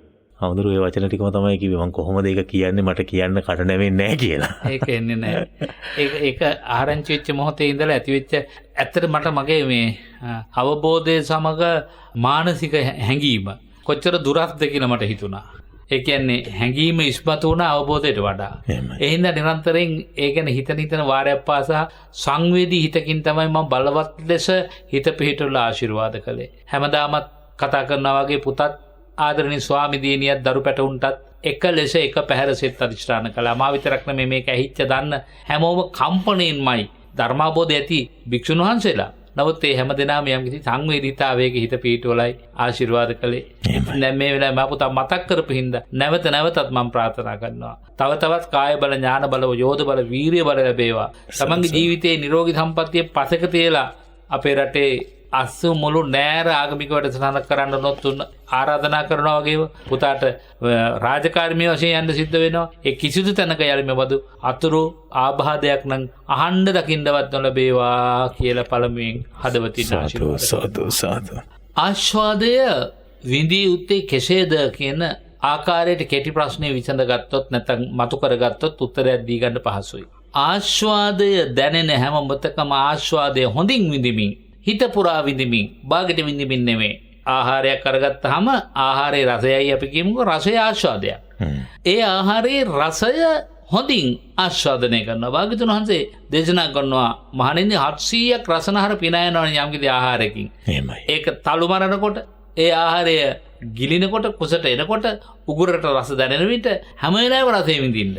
බලන්නකෝ කෙනෙකුට හිතෙන්න පුළුවන් බුදුහාමුදුරුවෝ එහෙම කියයිද කියලා. ඒක තමයි දැන් ඇත්තටම බොහෝ විට බෞද්ධයෝ කියන තැන ඉඳලා බැලුවහම බොහෝ වෙලාවට කියන්නේ ඔන්න එහෙම මොනවා හරි කාලා ඕක කොහොම ගියත් එකමයිනේ කියන තැන ඉන්නවා. හැබැයි ඊට වඩා වෙනස් අර්ථයක් නෙමෙයි. මේ ළඟදී ව්‍යංජන 4ක් හදන්න ලෑස්ති වුණා. ඉතින් පස්සේ මං කිව්වා ව්‍යංජන 4 එකට දාලා හදමු නේද? ඒකට ලේසිනේ. පරණ අපේ තිබුණේ හත් මාළුව කියලා එකක්. එහෙමයි. ඒතර පොඩි කෙනෙක් කියන ඊයා එකට දාලා හදනවා මාළු 4 ඔක්කොම මොකක් පුතේ එතකොට තමයි එක එක ගුණේ අනිකට එන්නේ එක ගුණේ අනිකට එන්නේ ඉස්සර හත් මාළුව කියලා එකක් තියෙනවා පුංචි අය දන්නේ නැහනේ. ඉතින් ඒ නිසා මං අදත් කැමති හත් මාළුවට. උදේ දානේ ඉතුරු වුණාම මගේ ගුරු හාමුදුරුවෝ කියනවා මේ ඔය කොසට ටිකකුත් තැම්බෙන්න තියන්න. ඔය ව්‍යංජන ටික ඔක්කොම එකට දාලා කොසට ටිකකුත් දාලා ආපහු අපි හදමු දවල්ට. දවල් දාන්නට. හරිම රහයි. හරිම රහයි. ඒ වුණාට හත් මාළුම ගේන්න එපා. හරිම රහයි. මොකක් හරි කිව්වොත් ඒකමයි ගේන්නේ. ඉතින් ඇතරේ ගෙනාවත් එපා වෙන්නේ නැහැ. බටු දාන්න නැතුව හැදුවොත් හුඟක් හොඳයි. ඉතින් අර ආහාරයේ සමස්ත රසය ගැන බුදුහාමුදුරුවෝ කොතනකවත් ප්‍රතික්ෂේප කළා නැහැ. ජීවිත රසයට ඕන කරන කාරණා 4ක් තියෙනවානේ බුදුහාමුදුරුවෝ ඒක උපරිම වශයෙන් ආගේ කරනවා. අර්ථි සුඛ. මේකේ රසයක් තියෙනවා කියලා අර්ථි සුඛය. සැපයක් විඳිනවා. රසයේ සැපේ දෙකක්. එහෙමයි. එනට නමුත් ඒක එකට මිශ්‍ර කරගන්නවා. එතකොට බුදුහාමුදුරුවෝ එපා කිව්වේ මොකද්ද කියන ප්‍රශ්නයක් එනවනේ. මේකෙන් ඈතර වෙන්න රසයේ ඇලුනොත් ප්‍රශ්නයක් නම් රසයේ නොඇලී රස විඳින්නේ කොහොමද? මේකනේ ප්‍රබලම ප්‍රශ්නේ තියෙන්නේ. ඔව් ඒ කියන්නේ ආස්වාදයේ විඳින්නත් ඕන හැබැයි ඇලෙන්නත් බෑ. ඇලෙන එක වළක්ව ගන්න මොකද කරන්නේ? දැන් අපි රොටි වලට පිටි අනනවා. වතුර ටිකක් අඩු වුණොත් එහෙම පිටි අතේ ඇලෙනවා. පිටි අතේ ඇලෙන එක වළක්ව ගන්න නම් අපි තව වතුර ටිකක් දානවා. ඒත් ඇලෙනවා නම් අතේ පොල් තෙල් ටිකක් ගාගෙන පිටි ටික ගුලි කර ගන්නවා. ඒ වගේ උපායක් තියෙනවා ඕනම දෙයකට උපක්‍රමයක් තියෙනවා. එහෙමනම් මේ ආස්වාදයේ රසය ජීවිතේ උපරිම වශයෙන් වින්දනය කරමින් රසයක් වශයෙන්ම දකින්නවා. ඒ වගේම මේ රසය ඒකාන්ත වශයෙන්ම වින්දනය කොට අවසන් වෙන විට ප්‍රකටව දැනෙනවා අනිත්‍යයක්. මං අනිත්‍ය පිළිගන්න බලාපොරොත්තු වෙන තමයි මේ රසය විඳින්නේ. අපේ හඳුර මට මතක් අවසර ඔය ටික ඔය තව ඉදිරියට ඔබ වහන්සේ අනුශාසනාවක් කරගෙන යන්න. හැබැයි මදින් මට මෙහෙම ප්‍රශ්නයක් මතුවෙනවා. ඔබ වහන්සේ කියන මේ ආස්වාදය හොඳින් භුක්ති විඳින්න ආදීනවේ නැත්නම් මේකේ ඇලෙන්නේ නැතුව මේ වේදී මේ කාරණාවේදී ඕනෑම ආස්වාදයක් විඳින්න පුළුවන්. ඕනෑම ආස්වාදයක් විඳින්න පුළුවන්. කාම ආස්වාදේ වේවා. රූප ආස්වාදේ වේවා, ශබ්ද ආස්වාදේ වේවා, ගන්ධ ආස්වාදේ වේවා, රස ආස්වාදේ වේවා, පොට්ටබ්බ ආස්වාදේ වේවා. කුමනෝ ඒවා කොම් පංචකාමනේ. එහෙමයි. ඒ පංචකාම ආස්වාදේම විඳිනකොට දැන් උදාහරණයක් වශයෙන් කේමාව ගමුකෝ. ඔව්. කේමාව හිතුවා බුදුරජාණන් වහන්සේ අලංකාර රූපය අලංකාරයි කියලා දේශනා කරන්නේ නැහැ. ඒක අනිත්‍යතාවයෙන් තමයි දේශනා කරන්නේ. එතුමිය බුදුරජාණන් වහන්සේ ළඟට එනකොට ලස්සන කාන්තාවක් පවන් සලනවා පේන්න සැලසුවා කියනවා. එහෙමයි. එතකොට එයා සතුටු වුණා බුදුහාමුදුරුවෝ ආස්වාදයේ වශයෙන් දකින්නවා නේද කියලා. ඔව්. ඒක එහෙමමයි. ඒකට විරුද්ධ නැහැ කියලායි බුදුහාමුදුරුවෝ ඔප්පු කරන්නේ. ක්‍රමයෙන් මේ ශරීරය අනිත්‍ය ස්වභාවයට පත් වෙන හැටි එයාට ඒ කෙටි වෙලාවක් තුළ පෙන්වුම් කළා. අපිත් ලස්සන කෙනෙකුගේ ලස්සන දකින්න ඕන ඊර්ෂ්‍යා නැත්තම්. ඊර්ෂ්‍යා නැත්තම් කියන්නත් ඕනේ. මේ ළඟදී ගුරු මහත්මියක් ආවා. අපේ මේ පත්තල ගෙදර පැත්තේ. ඉතින් මට ඇවිල්ලා ඒ දානගෙන ආපු මේ දායකාවත් ගුරුතුමියක්. එහෙමයි. ලස්සනට නෙරිය දාලා හරි ලස්සනට පරණ ගුරු අම්මා කෙනෙකුගේ ගතිය එන ඇඳුමක් ඇඳලා යාවේ ටිකක් වර්ණවත් ඇඳුවා. එහෙමයි. ඉතින් මං කිව්වා කවන්නේ පාට ප්‍රශ්නයක් නැහැ. රසාවට යන්නයි පින්කමයි දෙකම කරගන්න එපා. දානෙටයි ආවේ. ඔව්. මං කිව්වා හරි ලස්සනයි. හරි ලස්සනයි ඇඳලා තියෙන ඔසරිය. ඇඳලා තියෙන ඒ රෙද්ද ඇඳලා තියෙන පිළිවෙල හරි නීට්. කියලා ඉතින් මං ආගේ කොල්ලන්නේ. මෙන්න නාකි හොල්මනක් මගෙන් අහනවා. මේ අර නෝනාර ඇඳලා හිටපු එක හරි ලස්සනයි කිව්වේ ඒක හොඳ නෑනේ. මොකයි කැතර ඇඳලා තිබ්බද? නෑ කැතර නෑ හොඳට ඇඳලා තිබ්බා. නමුත් ඔබ වහන්සේ වගේ කෙනෙක් ඒක ලස්සනයි කිය අගේ කරපුවාම ඒක වැරදිනේ. බලන්නකෝ අර ධර්මයේ වැරදි පැත්තේ නල්ලගෙන තියෙන්නේ. එහෙමයි. ඒ ලස්සන වශයෙන් දැක්කා. මේ තුලම දිරායාම දකින්නවනේ. හිතින් ආදීනවේ දකිමින් මේක අනිත්‍ය ස්වභාවයෙන් යුක්තයි, මේක ලස්සනයි තමයි. නමුත් මේක උපාදාන කළ යුතු නෑ. මේක රස විඳින්න විතරයි තියෙන්නේ. මේක රස විඳින්න විතරයි තියෙන්නේ. රස වින්දත ඉවරයි. ඒක පස්පව් දසකුසල් ඒගොඩට දාගන්න හොඳත් නෑ නේද අපි? ඔව්. මේ එකක් හෝ වැඩෙනවා නම් අර ලස්සන දැකලා අකුසල් වැඩෙනවා නම් ඒ ලස්සන දැකලා එතන අකුසල් වැඩෙන එකෙන් හිත වළක්ව ගන්න ඕනේ. දැන් මෙහෙම කෙනෙක් හිතනවා මම මත්පැන් බොනවා ඒක අපේ ජීවිතේට හානි කරයි. මම පුතා ඒත් පදන මම හිතුවා ඒ පදනමෙන් දන්නේ අහන්නේ කියලා. ඒ පදනමටත් මට එන්න ඕනේ. දැන් මොකද නැත්තම් අර ඕනෑම දෙයකට ධර්මයේ තෛලයක් කරගෙන සුව බලන්න පුරුදු අයත් ඉන්නවා. ඔව් ආමතුරුත් කිව්වා ආස්වාදේ හොඳින් විඳින්න කියලා. මම ඒ නිසා කාලක් අරගෙන හොඳින් විඳිනවා. සිගරට් පැකට් එකේ ගහලා තියෙනවා මේ ශරීරයට අහිත කර වෙන්න පුළුවන්, එක එක දුබලතා ඇති වෙන්න පුළුවන්, විවිධ රෝග ඇති වෙන්න පුළුවන්. ඒක මම තේරුම් අරගෙන මම සිගරට් එක බොන්නේ. ඔව්. එහෙම කියන්න පුළුවන්. එහෙම අකුසලේ පැත්තට බුදුහාමුදුරුවෝ ආස්වාදයක්ය කරන්නේ නැහැ. ඒකේ ආදීනව පැත්ත විතරයි. එතන තියෙන ආස්වාදයක් කතාවක් නැහැ. මිනිස්සු හිතින් හිතාගෙන ආස්වාදයක් විඳිනවා. ඒක හරි ප්‍රාථමික මිනිහා. නමුත් ආදීනවය ගැනයි මෙනෙහි කරන්නේ. දැන් උදාහරණයක් වශයෙන් ගත්තොත් තමන්ගේ නිත්‍යානුකූල විවාහක බිරිඳ ස්වාමියා. ඒ දෙපළ ඔවුනොවුන්ගෙන් ආස්වාදයක් විඳිනවානේ. ආහාර සකස් කිරීමෙන් වේවා, එකට ළඟින් ඉඳගෙන කතා කිරීමෙන් වේවා, ස්පර්ශයෙන් වේවා රසයක් විඳිනවා. ඒතර ඒ රසය එකෙක් විඳින්මින් අනෙකාට ලබා දී යුතුනේ. නැත්නම් ගෘහස්ත ජීවිතය අසාර්ථකයිනේ. බුදුරජාණන් වහන්සේ වදාරන්නේ එහෙම උවමාරු වෙන පෞල් ජීවිත ගැන දේවෝ දේවී අසද්දින් සංවසිත කියලානේ. නමුත් ඒ මිනිස්යාම පරාඹුවක් කරා ගිහිල්ලා ඒ ආස්වාදේ වින්දොත් ඒකත් බලන්න එපායි. පරාඹුවක් කරා ගිහිල්ලා ඒ ආස්වාදේ වින්දොත් ඒකත් අර ආස්වාදේ හොඳින් විඳිය යුතු එකක්ද නැත්නම් මොකද? එතන ආස්වාදේ නෙමෙයි, නිතරම හිතට සිතුවිල්ල ඇති වෙච්ච දා ඉඳලම කවදා හරි දවසක විශාල ආදීනවයක් විඳින්න තියෙන එකක්. ඒ නිසා මේක අනිත්‍යානුකූලව අධාර්මික වූ එකක්. බුදුරජාණන් වහන්සේ ඇතුළු බුද්ධ ආදී උතුමන් වහන්සේලා ගරහන ලබන දෙයක්. ඒ නිසා මේ ආස්වාදයක් නෙමෙයි. මේකේ ආදීනවයයි මා දකින්නේ කියලා කෙනෙකුට හිතාගෙන ශක්තිමත් වෙන්න පුළුවන් නම් අන්න එතෙන්දී හුඟක් වටිනවා. ඒ කියන්නේ ආස්වාදය කියන එක එතකොට බොහොම පල්ලෙහාට දාලා ආදීනවේ කියන එක තමයි මුදුන් බමුණවා ගන්න. බොහොම කියන්නේ නැත් ආස්වාදයෙන් නොවිදින තැනටම හිත ගන්න ඕන. එහෙමයි. ආදීනවේ වටහාගෙන. එහෙමයි. ඒක තමයි භාගතුන් හඳගේ දේශනාව. ඉතින් ඒ ආස්වාදය විඳින විදිහ ආදීනවේ හඳුනා ගන්නට අපිට ඒක නොහැකි වෙන්නේ අය අපේ හැමදෙරනේ. කියන්නේ අපේ හිත දැන් අපි අර ගැඹුරු තැනට එන්නේ නැතුව සරල තැනකදී ගත්තවත් ඇස කන නාසය දිව ශරීරය මේ ආදී කොටගත්තු පිනවන්නට දරන උත්සාහය තුළ එතකොට අපි ඔය ආදීනවය පිළිබඳ සැලකිල්ලක් දක්වන්නේ නැත්තේ අපි පුහුණු නැති හිතක් තියෙන හින්දාද? නැත්නම් අපිට ඒක ඒ වෙලාවේදී ගාණක් නැති වෙන්නේ ඇයි? ඒක මෙනෙහි කරන්න නම් හිත ඇතුලේ මෝහයේ අඳුරු පටලේ ලිහිල් වෙලා තියෙනවා. ඒ කියන්නේ මෝහය බලවත් වෙලා. මෝහය බලවත්. ඒතකොට මෝහයේ අඳුරු පටලේ බලවත්ව තියෙන තාක්කල් ආස්වාදයක් වශයෙන් විතරයි පෙනෙන්නේ. ආස්වාදයක් වශයෙන් විතරයි පෙනෙන්නේ. දැන් ඉලන්දාරි වයසට පත් වුණාම කෙනෙක් Tamanට නොගැලපෙන සම්බන්ධයක් ගොඩනගා ගත්ත කියලා හිතමුකෝ. පුතා හරි දුව හරි. මා නිතර කියන අම්මත් කියනවා, තාත්තත් කියනවා, පන්සලේ හැමදෙරොත් කියනවා. තව ගුණ නෝනේ වැඩි හිටියත් කියනවා. ඔය විවාහය දැන් සාර්ථක නැහැ, ඔක කරගන්න එපා. එහෙමයි. ඔක කරගන්න එපා. නමුත් අර ඉනන්දාරියට ඒයින්තර ආස්වාදයක් ලෝකේ නෑ වෙන. ඒ බිරිඳට ඒ කෙල්ලට ඒයින්තර ආස්වාදයක් නෑ. මං එයා බඳින්න බැරි වුණොත් මම වෙන කෙනෙක් බඳින්නේ නෑ. ලෝකෙම එයා වෙනුවෙන් ඉන්නේ එච්චරයි කියලා හිතා ගන්නවානේ. මොකද හේතුව? මෝහේ අන්ධකාර පටලයෙන් ආස්වාදයට නැපුරු වෙලා ඒ ආස්වාදයෙන් මිස වෙන ආස්වාදයක් එපා කියන තැනට එන්නේ. එහෙමයි. එතකොට දැන් උදාහරණයක් වශයෙන් මට මේ ළඟදී කෙනෙක් කිව්වා එයාගේ එක සහෝදරියකගෙන් වලල්ලක් අරගෙන තියෙනවා. වලල්ල කොහොම හරි තින්න වෙලා. උකස් තියලා තින්න වෙලා. ඊට පස්සේ දැන් අරයා වලල්ල ඉල්ලනවා. මෙයා වෙන වලල්ලක් සල්ලි වලට අරගෙන අරයට යවුවාම මට එපා මගේ වලල්ලම ඕන. දැන් ඉතින් හින්න වෙච්ච එක කායි කොහොමද ඉල්ලන්නේ? බැංකුවට සින්න වෙච්ච ඒවා නේ ඒගොල්ලෝ විකුණනවනේ. වෙන එකක් එපා. ඒ මොකද මෝහය කොච්චර බලවත් ඇද්ද? ඉරිසියාව පලි ගැනීම කොච්චර හිතේ ඇද්ද? එහෙමයි. එහෙම නැත්නම් පුතා මගෙන් රුපියල් 100ක් ගන්නවා. ඔව්. ඊට පස්සේ මං කියනවා කො මට රුපියල් 100.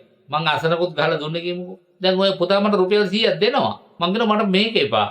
අර 100ම මං දුන්න 100ම දෙන්න.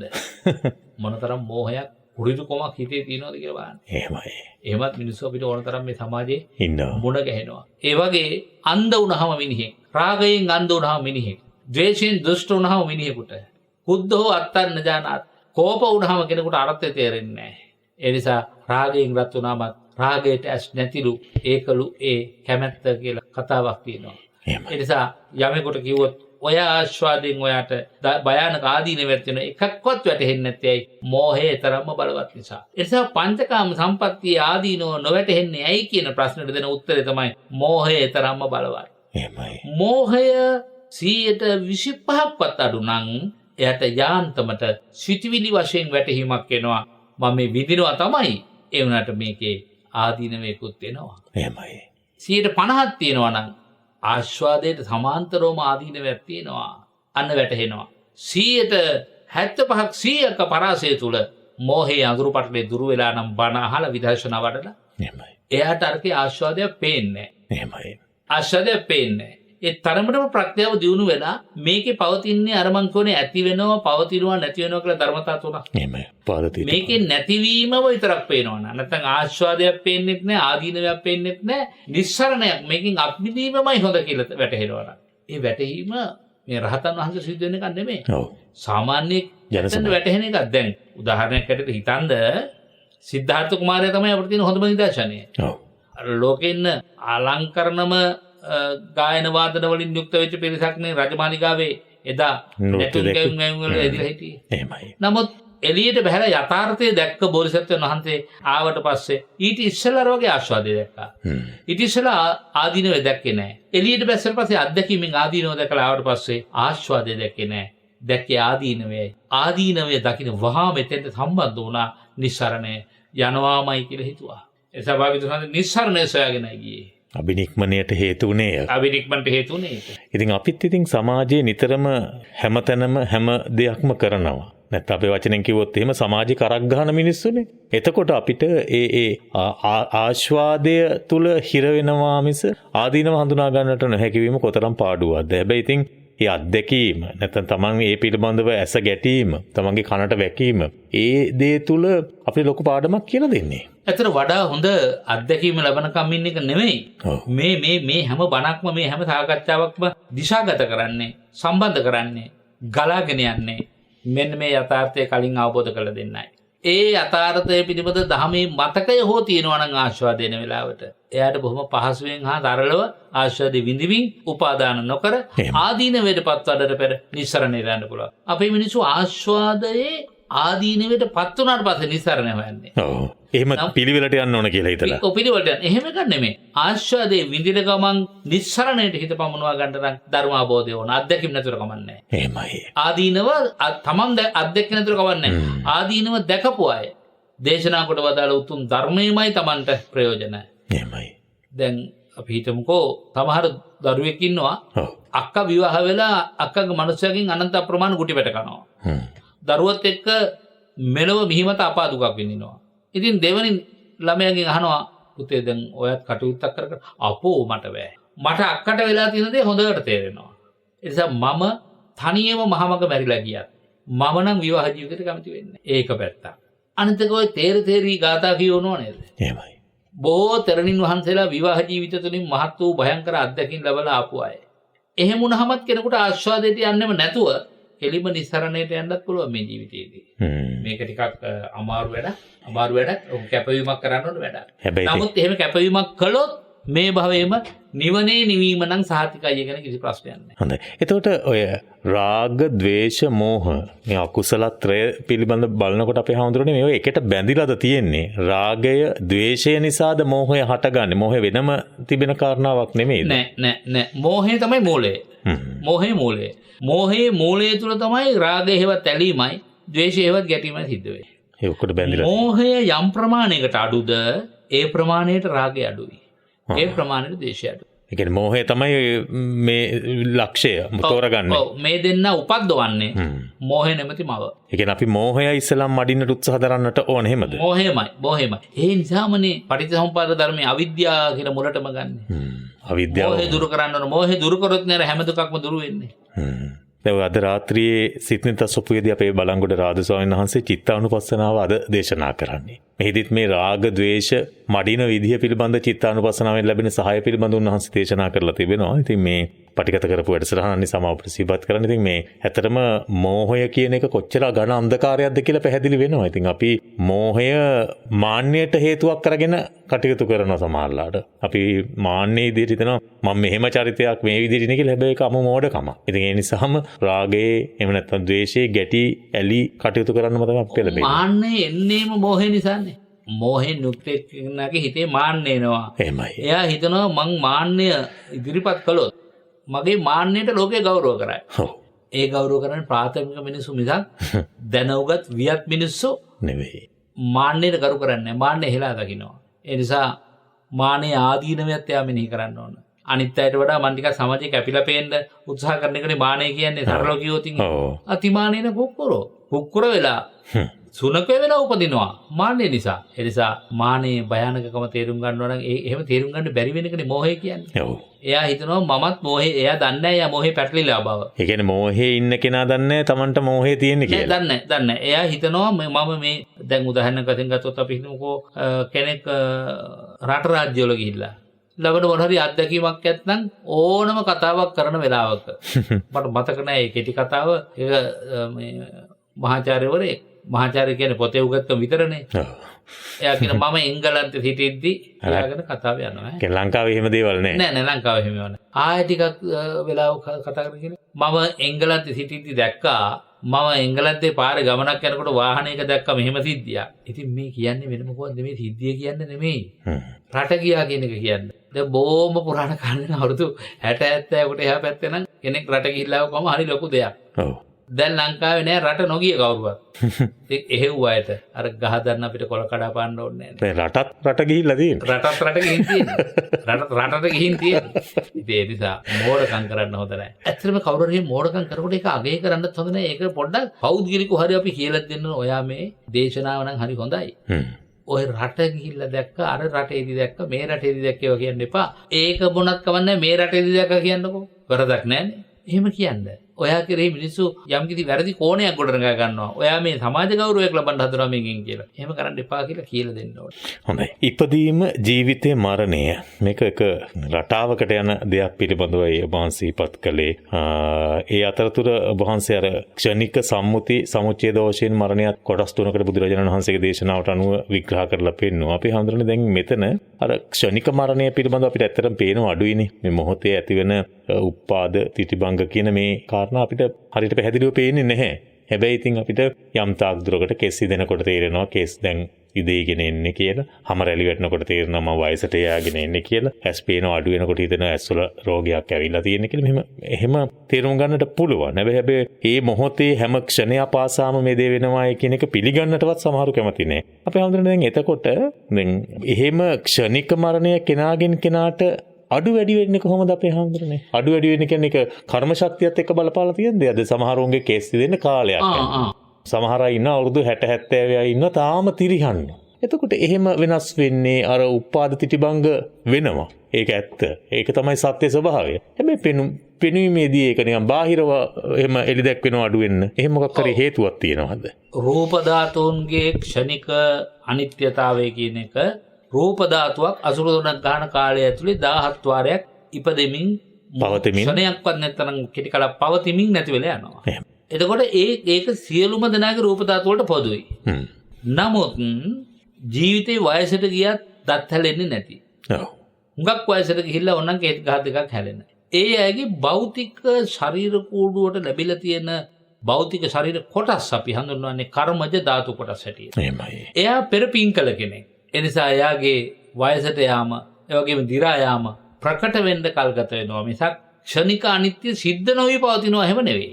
වෙනවා පේන්නේ. ඒක වෙනවා පේන්නේ නැහැ ප්‍රකටව පේන්නේ නැහැ. මොකද මේ කර්මජ රූපය අනිත්‍ය ස්වභාවයටපත් උනාට දිරීමේ ප්‍රකටතාවය ඇති වෙන්නට පෙනෙන්නට ප්‍රකට වෙන්නට හුඟක් අඩු කාලයක් ගත. ඒකට පිනපවද බලපාන්නේ. ඔව් කර්මජ රූප කිව්වේ ඒක. සමහරුක අපි දකිනවා යම් තරනතුරු නාම්බු නාම මේවත් එක්ක එක තැනකදී රූපේ සම්පූර්ණයෙන්ම හිතට වැඩිය බොහොම පොහසත් වෙනවා. අපි කියන වචනටත් හරි පින්පාට වැඩිලා කියලා. ඒවද එතකොට ඒ පෙර පිනක් පරිසම් දීලා නැත්නම් ඒ විපාක භුක්ති විඳින කාලයක් වෙන්න පුළුවන්ද? අපේ ගත ලස්සන කරන්නේ අපේ ගත පින්පාට කරන්නේ හිතේ ශක්තිය නිසානේ. එහෙමයි. ඒක හොඳටම පෙන්වන තැනක් තමයි මෛත්‍රී ආනිසංස. මුඛවන්නෝ විපසීදති. මුව මණ්ඩලය හරි පැහැදීමෙන් යුක්තයි. හරි ප්‍රසන්නයි. නිකන් වැහැරිලා වගේ තීච්ච ගතිය ඉවත් වෙලා ගොහින්. 아무තු තිරිහං ගතියක් අපේ වචනෙන් කිව්වොත්. පෙනුමක් එනවා. ඒ මෙලොවම කරගත්ත පින්කම් වල හිතේ සතුටින් ජීවත් වීම ප්‍රතිඵලයක පැත්තකින්. විනේ ප්‍රතිඵලයක පැත්තකින්. අන්තික සතුටින් ජීවත් වෙන්නට දැන් යම් කිසි කෙනෙකුට තමන්ගේ බලාපොරොත්තු සමෘද්ධ වෙලා ඉගෙන කියා ගන්න ලැබිලා, ගරුත්වය ලැබිලා, ප්‍රසිද්ධිය ලැබිලා මොන මොනියම් හරි බලාපොරොත්තු ඉෂ්ට වුණොත් එයා ඉබේටම ඇඟ එහෙම පුෂ්ටිමත් වෙලා හුඟක් කෙඩෑරි වෙච්ච, කෙට්ටු වෙච්ච කෙනෙක්. නමුත් මෙන්න මෙයා හොඳට ශරීරයෙන් පුෂ්ටිමත් වෙලා ඉන්නවා. මොකද හේතුව? හිත ප්‍රබෝධමත් නිසා. හිතේ ප්‍රබෝධය දිට්ඨ ධම්ම වේදනීයව කර්මජ රූපයක් හැටියට බලපානවා. ලස්සන රූප කාය සම්පත්තියක්, පින්වන්ත රූප කාය සම්පත්තිය ගොඩනැගීම සඳහා. ඒක ධර්ම න්‍යායක්, කර්ම න්‍යායක්. හොඳයි. එතකොට ජාති ජරා මරණ මේ කාරණා පිළිබඳව ඔබ වහන්සේ සිහිපත් කරන්නට යෙදුන. එහිදී ජාති නැත්නම් ඉපදීම පිළිබඳව සිහිපත් කරපු නිසා ඒ සම්බන්ධවත් යම් කාරණා ටිකක් සාමාන්‍යයෙන් සමාජයේ පතල කාරණා ටිකක් ප්‍රකටව කතා කරන කාරණා ටිකක් ධර්මානුකූලව විග්‍රහ කරගන්නටත් මේ අවස්ථාවක් කරගන්නවා. එතකොට අපි හඳුනන්නේ ඉපදීම යනුවෙන් අර්ථ ගන්න බොහෝ වෙලාවට දැන් අපි මිනිස්සු විදිහට හිතන්නේ මේ මිනිස්සු උපත තමයි. එතකොට දෙවියන්ගේ බ්‍රහ්මයන්ගේ එහෙම ඒ පහළවීමක් නේ කියන්නේ. එතකොට ඒකත් උප්පත්තියක් නේද? එතකොට ඒ උප්පත්තියේදීත් මේ ජාති කියන තත්වයේදී නැත්නම් ඒ ජාති කියන ඉපදීම අර්ථ ගැන්වීමමනේ සිදු වෙන්නේ. ඔව්. පාලින් කන්දානම් පාතු භව. ස්කන්ධයාගේ පහළවීම. එහෙමයි. උපතයි. එතකොට පංච උපාදාන ස්කන්ධයාගේ යම් තරකකින් චුතව තව තැනක පහළ වෙනවා නම්, උපදිනවා නම් වචන වෙනස් වෙන්න පුළුවන්. ඕපපාතික උප්පත්තියකට අණ්ඩජ ජලාබුජ සංසේජ්ජත කියලා ඊට පස්සේ කියනනේ ඕපපාතික කියලා. ඔව්. ඕපපාතික කියන්නේ උපතක්ම නේදකොට. එහෙමයි. ඔය උප්පත්ති හතරට මුළු මහත් ලෝක ධාතුවේ සකල සත්‍යංගේම නව භවගාමී ආරම්භයේ අඳුරන්න පුළුවන්. ඔය හතරම කියන්නේ උප්පත්ති කියලා තමයි. එතකොට ඒ හැමෝටම එකම හා සමානව ඒ උප්පත්තියේ තියෙන නැත්නම් ජාති කියන දුක උරුමයි. ජාති කියන දුක උරුම වෙන්නේ නැහැ. මව් ගැබ සහ තිරිසන් ගැබ වලින් තමයි මේ ජාති දුක කියන එක අර මව් ගැබේ ඉන්න නිසා උරුම වෙන්නේ. අනිත් ඒ වගේ പ്രേතාත්ම යක්ෂාත්ම ගත්තොත් ඒකත් ප්‍රතිසන්දිය ගත්තොත් ඔහොතේ ඉඳලා දුකක්. ප්‍රතිසන්දියත් එක්ක ඒකේ දුක හැදෙන්නේ. අන්න ඒක ජාති දුක කියලා කියන්න පුළුවන් අපිට ඒ නිසා. නමුත් ඒක මව් ගැබක හිටින්න නිසා නෙමෙයි. ගබ්බ මූල දුක්ඛේ නේ. උපත්තම්බක කර්ම වශයෙන් එන්න තියෙන්නේ අකුසල විපාකයක් නම් සතර අපායේ ඉන්න අයට උපම් මොහොතේ ඉඳලම පහළ වෙච්ච මොහොතේ ඉඳලම දුකයිනේ. ඒ දුක අසමානයි මනුෂ්‍ය ලෝකේ දුකත් එක්ක බලනකොට. ඒකට හොඳ කතා ප්‍රවෘත්තියක් තියෙනවා. අම්බරුක්ක කියන പ്രേත වස්තුවක් තියෙනවා. එහෙමයි. ඒ പ്രേත වස්තුවේ එක මිනිස්සෙක් උල තියලා තියෙනවා. අයියා මලෝ දෙන්නගෙන් හොරකමකට සම්බන්ධ වෙලා මල්ලි ඒ හොරබඩු තියාගත්ත හින්දා අයියා එහෙමයි. ඉසකසා දානවා. අයියා ගිහින් දිව්‍ය ලෝකෙ උපදිනවා. එතකොට මල්ලියර බඩු හොරකම් කරපු නිසා රජුරෝ නියෝගයක් දෙනවා උල උඩ ඉඳවන්න.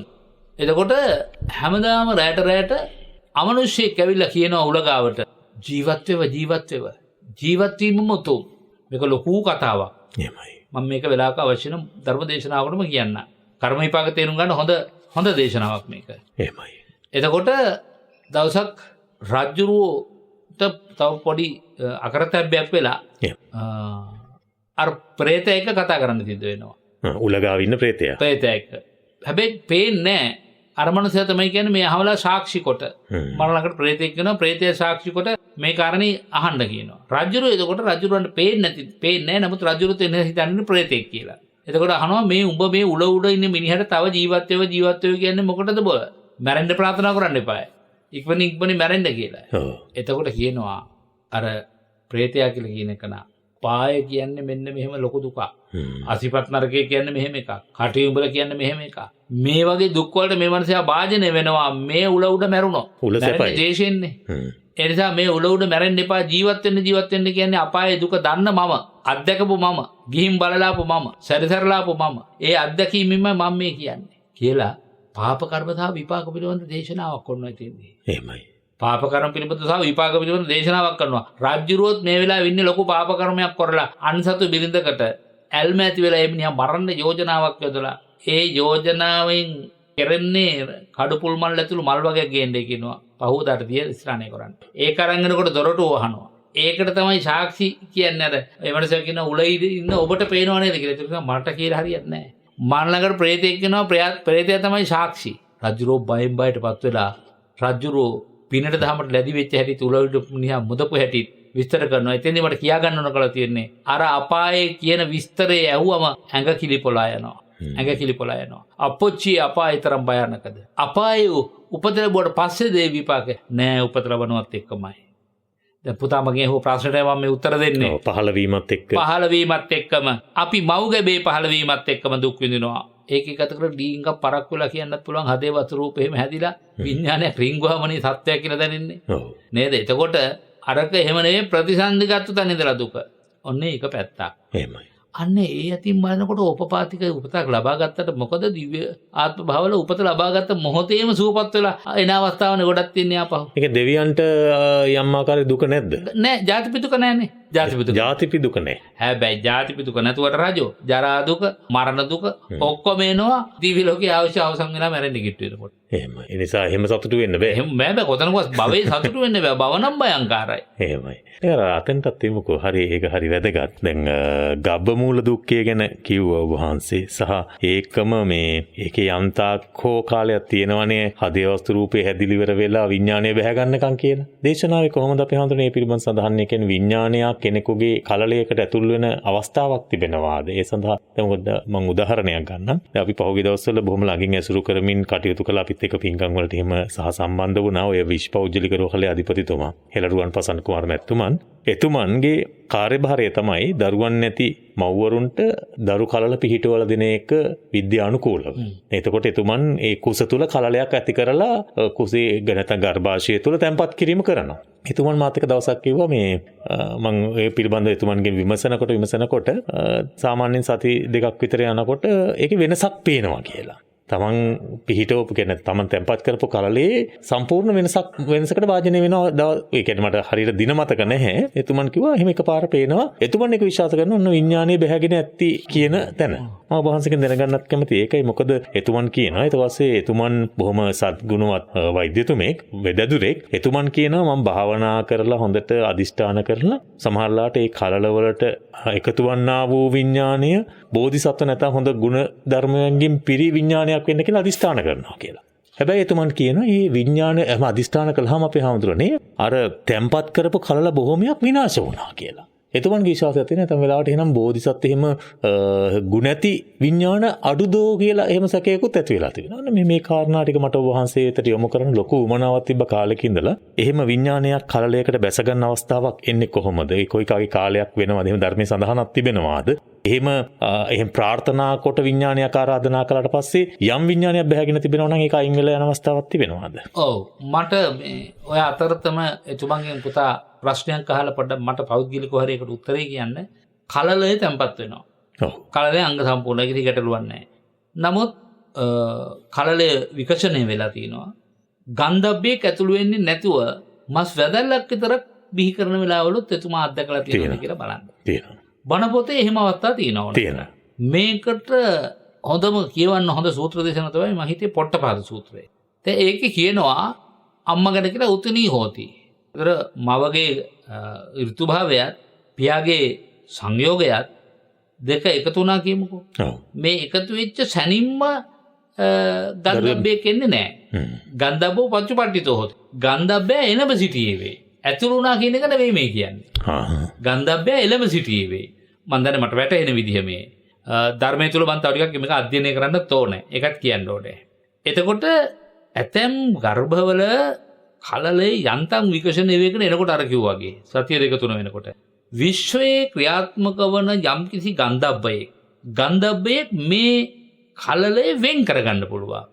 මේක මගේ කියලා වෙන් කරගන්න පුළුවන්. ඒක අවශ්‍ය සාධනීය මට්ටමට ආවට පස්සේ දැන් අපි උදාහරණයක් වශයෙන් ගත්තාම බෝංචි ඇටයක් හරි වට්ටක් ඇටයක් හරි අද කරලෙන් එළියට අරගෙන ගෙඩියෙන් එළියට අරගෙන වැපරුවොත් ඒක හරියන්නේ නැහනේ. ඒක එළියෙන් තියලා පැහෙන්න එපා, පෝෂණය වෙන්න එපා. පිටරයක් වුණත් එහෙමනේ. පිටර වි කියන්නේ ඒකටනේ. බිජු වටක් හදා ගැනීමට සුදුසුකම් ඇතිනේ. එතකොට අර කලලය විකසණය වෙලා ඒකට වමනා කරන සුදුසුකම ලැබෙන තුරු එයා ඒ වැදෑමේ වටේ ගර්භාෂයක් න වැදෑමේ වටේ එයා සැරිසරමින් ඉන්නවා කියන කාරණාවක් ඔය මං කියපු පොට්ටපාද සූත්‍රය තුල තියෙනවා. එතකොට අපි හිතමු ඒකට කෙනෙක් දැන් ඇතුළු වුණා කියලා. අවස්ථාව කොච්චරද කොයි වෙලාවෙද හදේ වස්තු රූපය ඇති වුණාමද කියන එක මට එතරම්ම පැහැදිලි නෑ. මම හිතන්නේ හදේ වස්තු රූපය සම්බන්ධ වෙන්න ඕන විඥානයක් එකට බැස ගන්න. එහෙමයි. විඥානය බැස ගන්න. මම මෙතන ගන්ධබ්බයක් වේ විඥානය. විඥානයත් එක්ක තියෙන මොකද පංච උපාදානස්කන්ධය. එතකොට මේ පංච උපාදානස්කන්ධය වෙන් කරගෙන කෙනෙක් ඇතුළු වෙලා ඉන්නවා කියමු. මේ ගැබටම තව කෙනෙක් ඇතුළු වෙන්න පුළුවන්. මේ ගැබටම තව කෙනෙක් ඇතුළු වෙන්න පුළුවන්. ඒ ගැබට අනිත් ජීවිය ඇතුළු වෙන මුල් අවස්ථාවේ නම් කලය දෙකට තවදුරට විකසනය වෙනවා. ඒක තමයි නිමුන්නු කියලා හම්බෙන්නේ. ඒකයි නිවුන්නු ඊටත් වඩා වැඩි ප්‍රමාණයට බෙදලා යනවනේ. ඔව් දරුවෝ 5 දෙනා හම්බෙච්ච සමහර වෙලාවට කලේ බිඳිලා තියෙනවා ඉන්න එක ජීවියයි. එක ජීවිය. ඒකෙන් තව ජීවියෙක් ඇවිත් නැහැ. හැබැයි අර ජීවියා එන්නත් කලලේ බෙදලා තියෙන්න බෑ. එක ගුලියට ඉන්න බෑනේ. එකක ඉන්න පුළුවන් එක ජීවියෙකුට. එක විඥානයකට පමණයි. ඒක බෙදලා ගියොත් තව විඥානකට ඇතුළත් වෙන්න පුළුවන්. අර අපේ දොස්තර මහත්තයා කියනවානේ විශ්ව ශක්තියෙන් අධිෂ්ඨාන කරනවා සීලාදී ගුණධර්මවල පිළිපදලා මේකට අධිෂ්ඨාන වාසනාවන්ත කලලයක් එන්නේ කියලා. එතකොට දඟලමින් තීච්ච කලලේ පව නැති වෙලා ගියා කියලා කියන්නේ නේද? එහෙමයි. මොකද හේතුව? මොකද හොරේ. ඒකේ තියෙන හොරේ තමයි මහා බලවත් කෙනෙක්මයි දැන් මේ ගැබට එන්නේ. එතුමගේ අධ්‍යාත්මික ශක්තිය නිසා. නමුත් බලවත් කෙනෙක් එන්න නම් බලවත් අය ඉන්න බෑ විශ්වයේ. ඔව්. පෙරම් පුරාගෙන එන මහා බල සම්පන්න ජීවියෙක් ඉන්න ඕනේ. එහෙමයි. දැන් මෙතෙක් ඉඳලා තියෙන්නේ අර ඇතුළත් වෙලා මුලින් හිටියේ බලවත් කෙනෙක් නෙමෙයි දුර්වල කෙනෙක්. දුර්වල එක්කෙනා අයින් වෙනවා බලවත් එක්කෙනාට එන්න ඕමනා කරන පසුතලය හදාගන්න. නමුත් ඊළඟට බලනකොට බලවත් එක්කෙනක් නැහැ. බලවත් කෙනෙක් නැහැ. බලවත් කෙනෙක්. ඒක නිකම්ම අර ඔබ වහන්සේ සිහිපත් කළා වගේ මස් වැදල්ලක් පමණයි. නිකම්ම මස් වැදල්ලක් විතර බිහි වෙන්න ඉඩ තියෙනවා. ඒක තමයි සත්‍යය. හොඳයි. මම හිතන්නේ මේවා හරි ගැඹුරෙන් විග්‍රහ කර බැලුවාම බුදුරජාණන් වහන්සේට හසු නොවුණු තැනක් නැහැ කියලා පුදුම අප්‍රමාණ සතුටක් ඇති වෙන්නේ හිතේ. උන්වහන්සේ කෙරේ අප්‍රමාණ ගෞරවයක් මේ හිතේ ඇති වෙන. උන්වහන්සේගේ ගුණය පිළිබඳ උන්වහන්සේගේ මහා ශක්තිය පිළිබඳ උන්වහන්සේගේ ඥානය පිළිබඳ අප්‍රමාණ ගෞරවයක් ඇති වෙන්නේ මේ බුදු ගුණ ඉස්මතු වීම කොතරම් අපේ හිතට තදින් දැනෙන අවස්ථාවක් බවට පත් වෙනවද? ඉතින් මෙච්චර ඕනේ බලනකො චුතිපටිසන්ධි විභාගය ආරම්භ බැලුවොත් මේ සිතක තියෙන අවසන් චේතනාවේ ස්වභාවය අනුව නව ප්‍රතිසන්ධි භවයකට මේක ඇදී යනවා කියනකොට මේ විශ්වයේ කොතන කෝටි ප්‍රකෝටි ගණන් සත්වෝ ඇති. හරියට මදාල තැනට චුතිය පටිසන්ධි වශයෙන් සම්බන්ධ වෙන ආකාරය ගැන කරපු විග්‍රහය වෙන ඔක්කොම බණ පැත්තකින් තිබ්බත් මහා විශ්මයජනක දෙයක්. ලෝකෙ කිසිම ශාස්ත්‍රවරයෙකුට බැරි වුණානේ ඒ බඳු දර්ශනයක් ඉදිරිපත් කරන්න. එහෙමයි. දර්ශන ඉදිරිපත්. ලෝකේ ආගම් තියෙනවා. එහෙමයි. දර්ශන නැහැ. අනිත් එක මේ අචින්ත්‍ය වූ කර්මපතය පිළිබඳව ඒ විග්‍රහයන් හරිම අපූර්වයි මේවා සිහිපත් කරන විට. හැබැයි අපිට අද තව කතා කරන්නට අනුශාසනා ලබන්නට කාල වේලාව නැහැ. වැඩසටහන නිමවට පත් කරන්න කාලය ලැබිලා තිබෙන ඉදිරියේදී අපි හාමුදුරන් වහන්සේ ඇසුරේ මෙවැනි කාරණා තවත් අපි සාකච්ඡා කරමු. මම හිතන්නේ හොඳ අවබෝධයක් ලබා ගන්නට ධර්මයේ කෙරෙහි නැඹුරු වෙන්නට ශ්‍රද්ධාවක් ප්‍රඥාව කරා උසවා තබන්නට හේතුවක් බවට පත් වේවි. අපේ හාමුදුරනේ අවසාන වශයෙන් අපි පුණ්‍ය අනුමෝදනාව වෙතට යමු. සදහබර වාසනාවන්ත පින්නතුනි අදත් මේ මොහොත දක්වා අපට සිව්පස ලාභයෙන් උපස්ථාන කළ සිහිපත් කරන අපහසු කාරණා සියල්ලෙහිම අපහසුව නොදැනෙන්නට ඔබ අපහසු අප වෙනුවෙන් විඳගෙන කරපු ආධාර උපකාර සියල්ලම ඉමහත් භක්තිපූර්වකව ගෞරව ආදරයෙන් සිහිපත් කරනවා. ඒ හැම දිනාටම පොදුවේ හැමදාමත් නිවෙස්වල ඉඳගෙන මෙත් සිතින් මම මේ උපකාර කොට තිබෙනවා කියලා හිතලා ඒ පින් අනුමෝදනාව විශ්වය හරහා ගොඩනගන ශක්තියක් හැටියට අනුමෝදන් වෙන්නට කියලා ආරාධනා කරමින් අපට ිත සිතින් වදනට නගා පින් දෙන්නට අවස්ථාව සැලසෙන්නේ සීමාතයිත පිරිසකට බව පින්නති ඔබ දන්නවා. ඒ සම්බුදු පිරිස අතරින් අද අවස්ථාව සලසා ගත්තේ රුවනි හෙට්ටිආරච්චි පින්වත් මහත්මිය අංක 94 මාකොළ දකුණ මාකොළ සිට රුපියල් ලක්ෂ 2ක පමණ වටිනා රන් ආභරණ පූජා කළ ආදරණීය මෑණියන්ගේ රන් පියුම සකස් කරන්නට දැන් ටික කටයුතු සැලසුම් කළ යුතුව තිබෙනවා. පස්මහලේ කටයුතු මාස කිහිපයකින් අපට නැවත ආරම්භ කරන්නට පුළුවන්කම ලැබෙයි කියලා විශ්වාස කරනවා. මේ වසංගත තත්ත්ව නිසා හුඟක් කටයුතු ප්‍රමාද වුණා. පින්නත් ඔබේ ආධාර උපකාර බොහොම ගෞරවයෙන් මේ වෙලාවේ සිහිපත් කරනවා. ඒ මෑණියන්ගේ රන් ආභරණ ටික පූජා කළා මට කිව්වේ කිසි තැනක නමක් ගමන් සඳහන් කරන්න එපා. දූලා කිව්වෙත් එහෙමයි. එනට මං කියන්නේ කවුගෙත් පින කවුරුත් අහලා අනේ පින කරපැත්තට කොච්චර ලොකු ආශිර්වාදයක් නැත්නම් පුණ්‍ය ශක්තියක් උපදිනවද කියලා විශ්වාස කරගෙන පින් අනුමෝදන් කරાવી කියලා. ආදරණීය සුමනාවති අම්මේ 80 වෙනි ජන්මදිනයයි ඔබතුමිය සමරලා මේ ආශිර්වාදය ලබා ගන්නට කටයුතු කළේ. ඒ නිසා ඒ ආශිර්වාද බලෙන් සියක් වස් ආයුබෝ වැඩිත්වා. තව තව ආධ්‍යාත්මික ධර්ම ශක්තිමත් වේවා. අභාවයටපත් පියාණන් ඇතුළු සංසාරගත සිළු ඥාතින්ට පින් අනුමෝදන් කරන්නට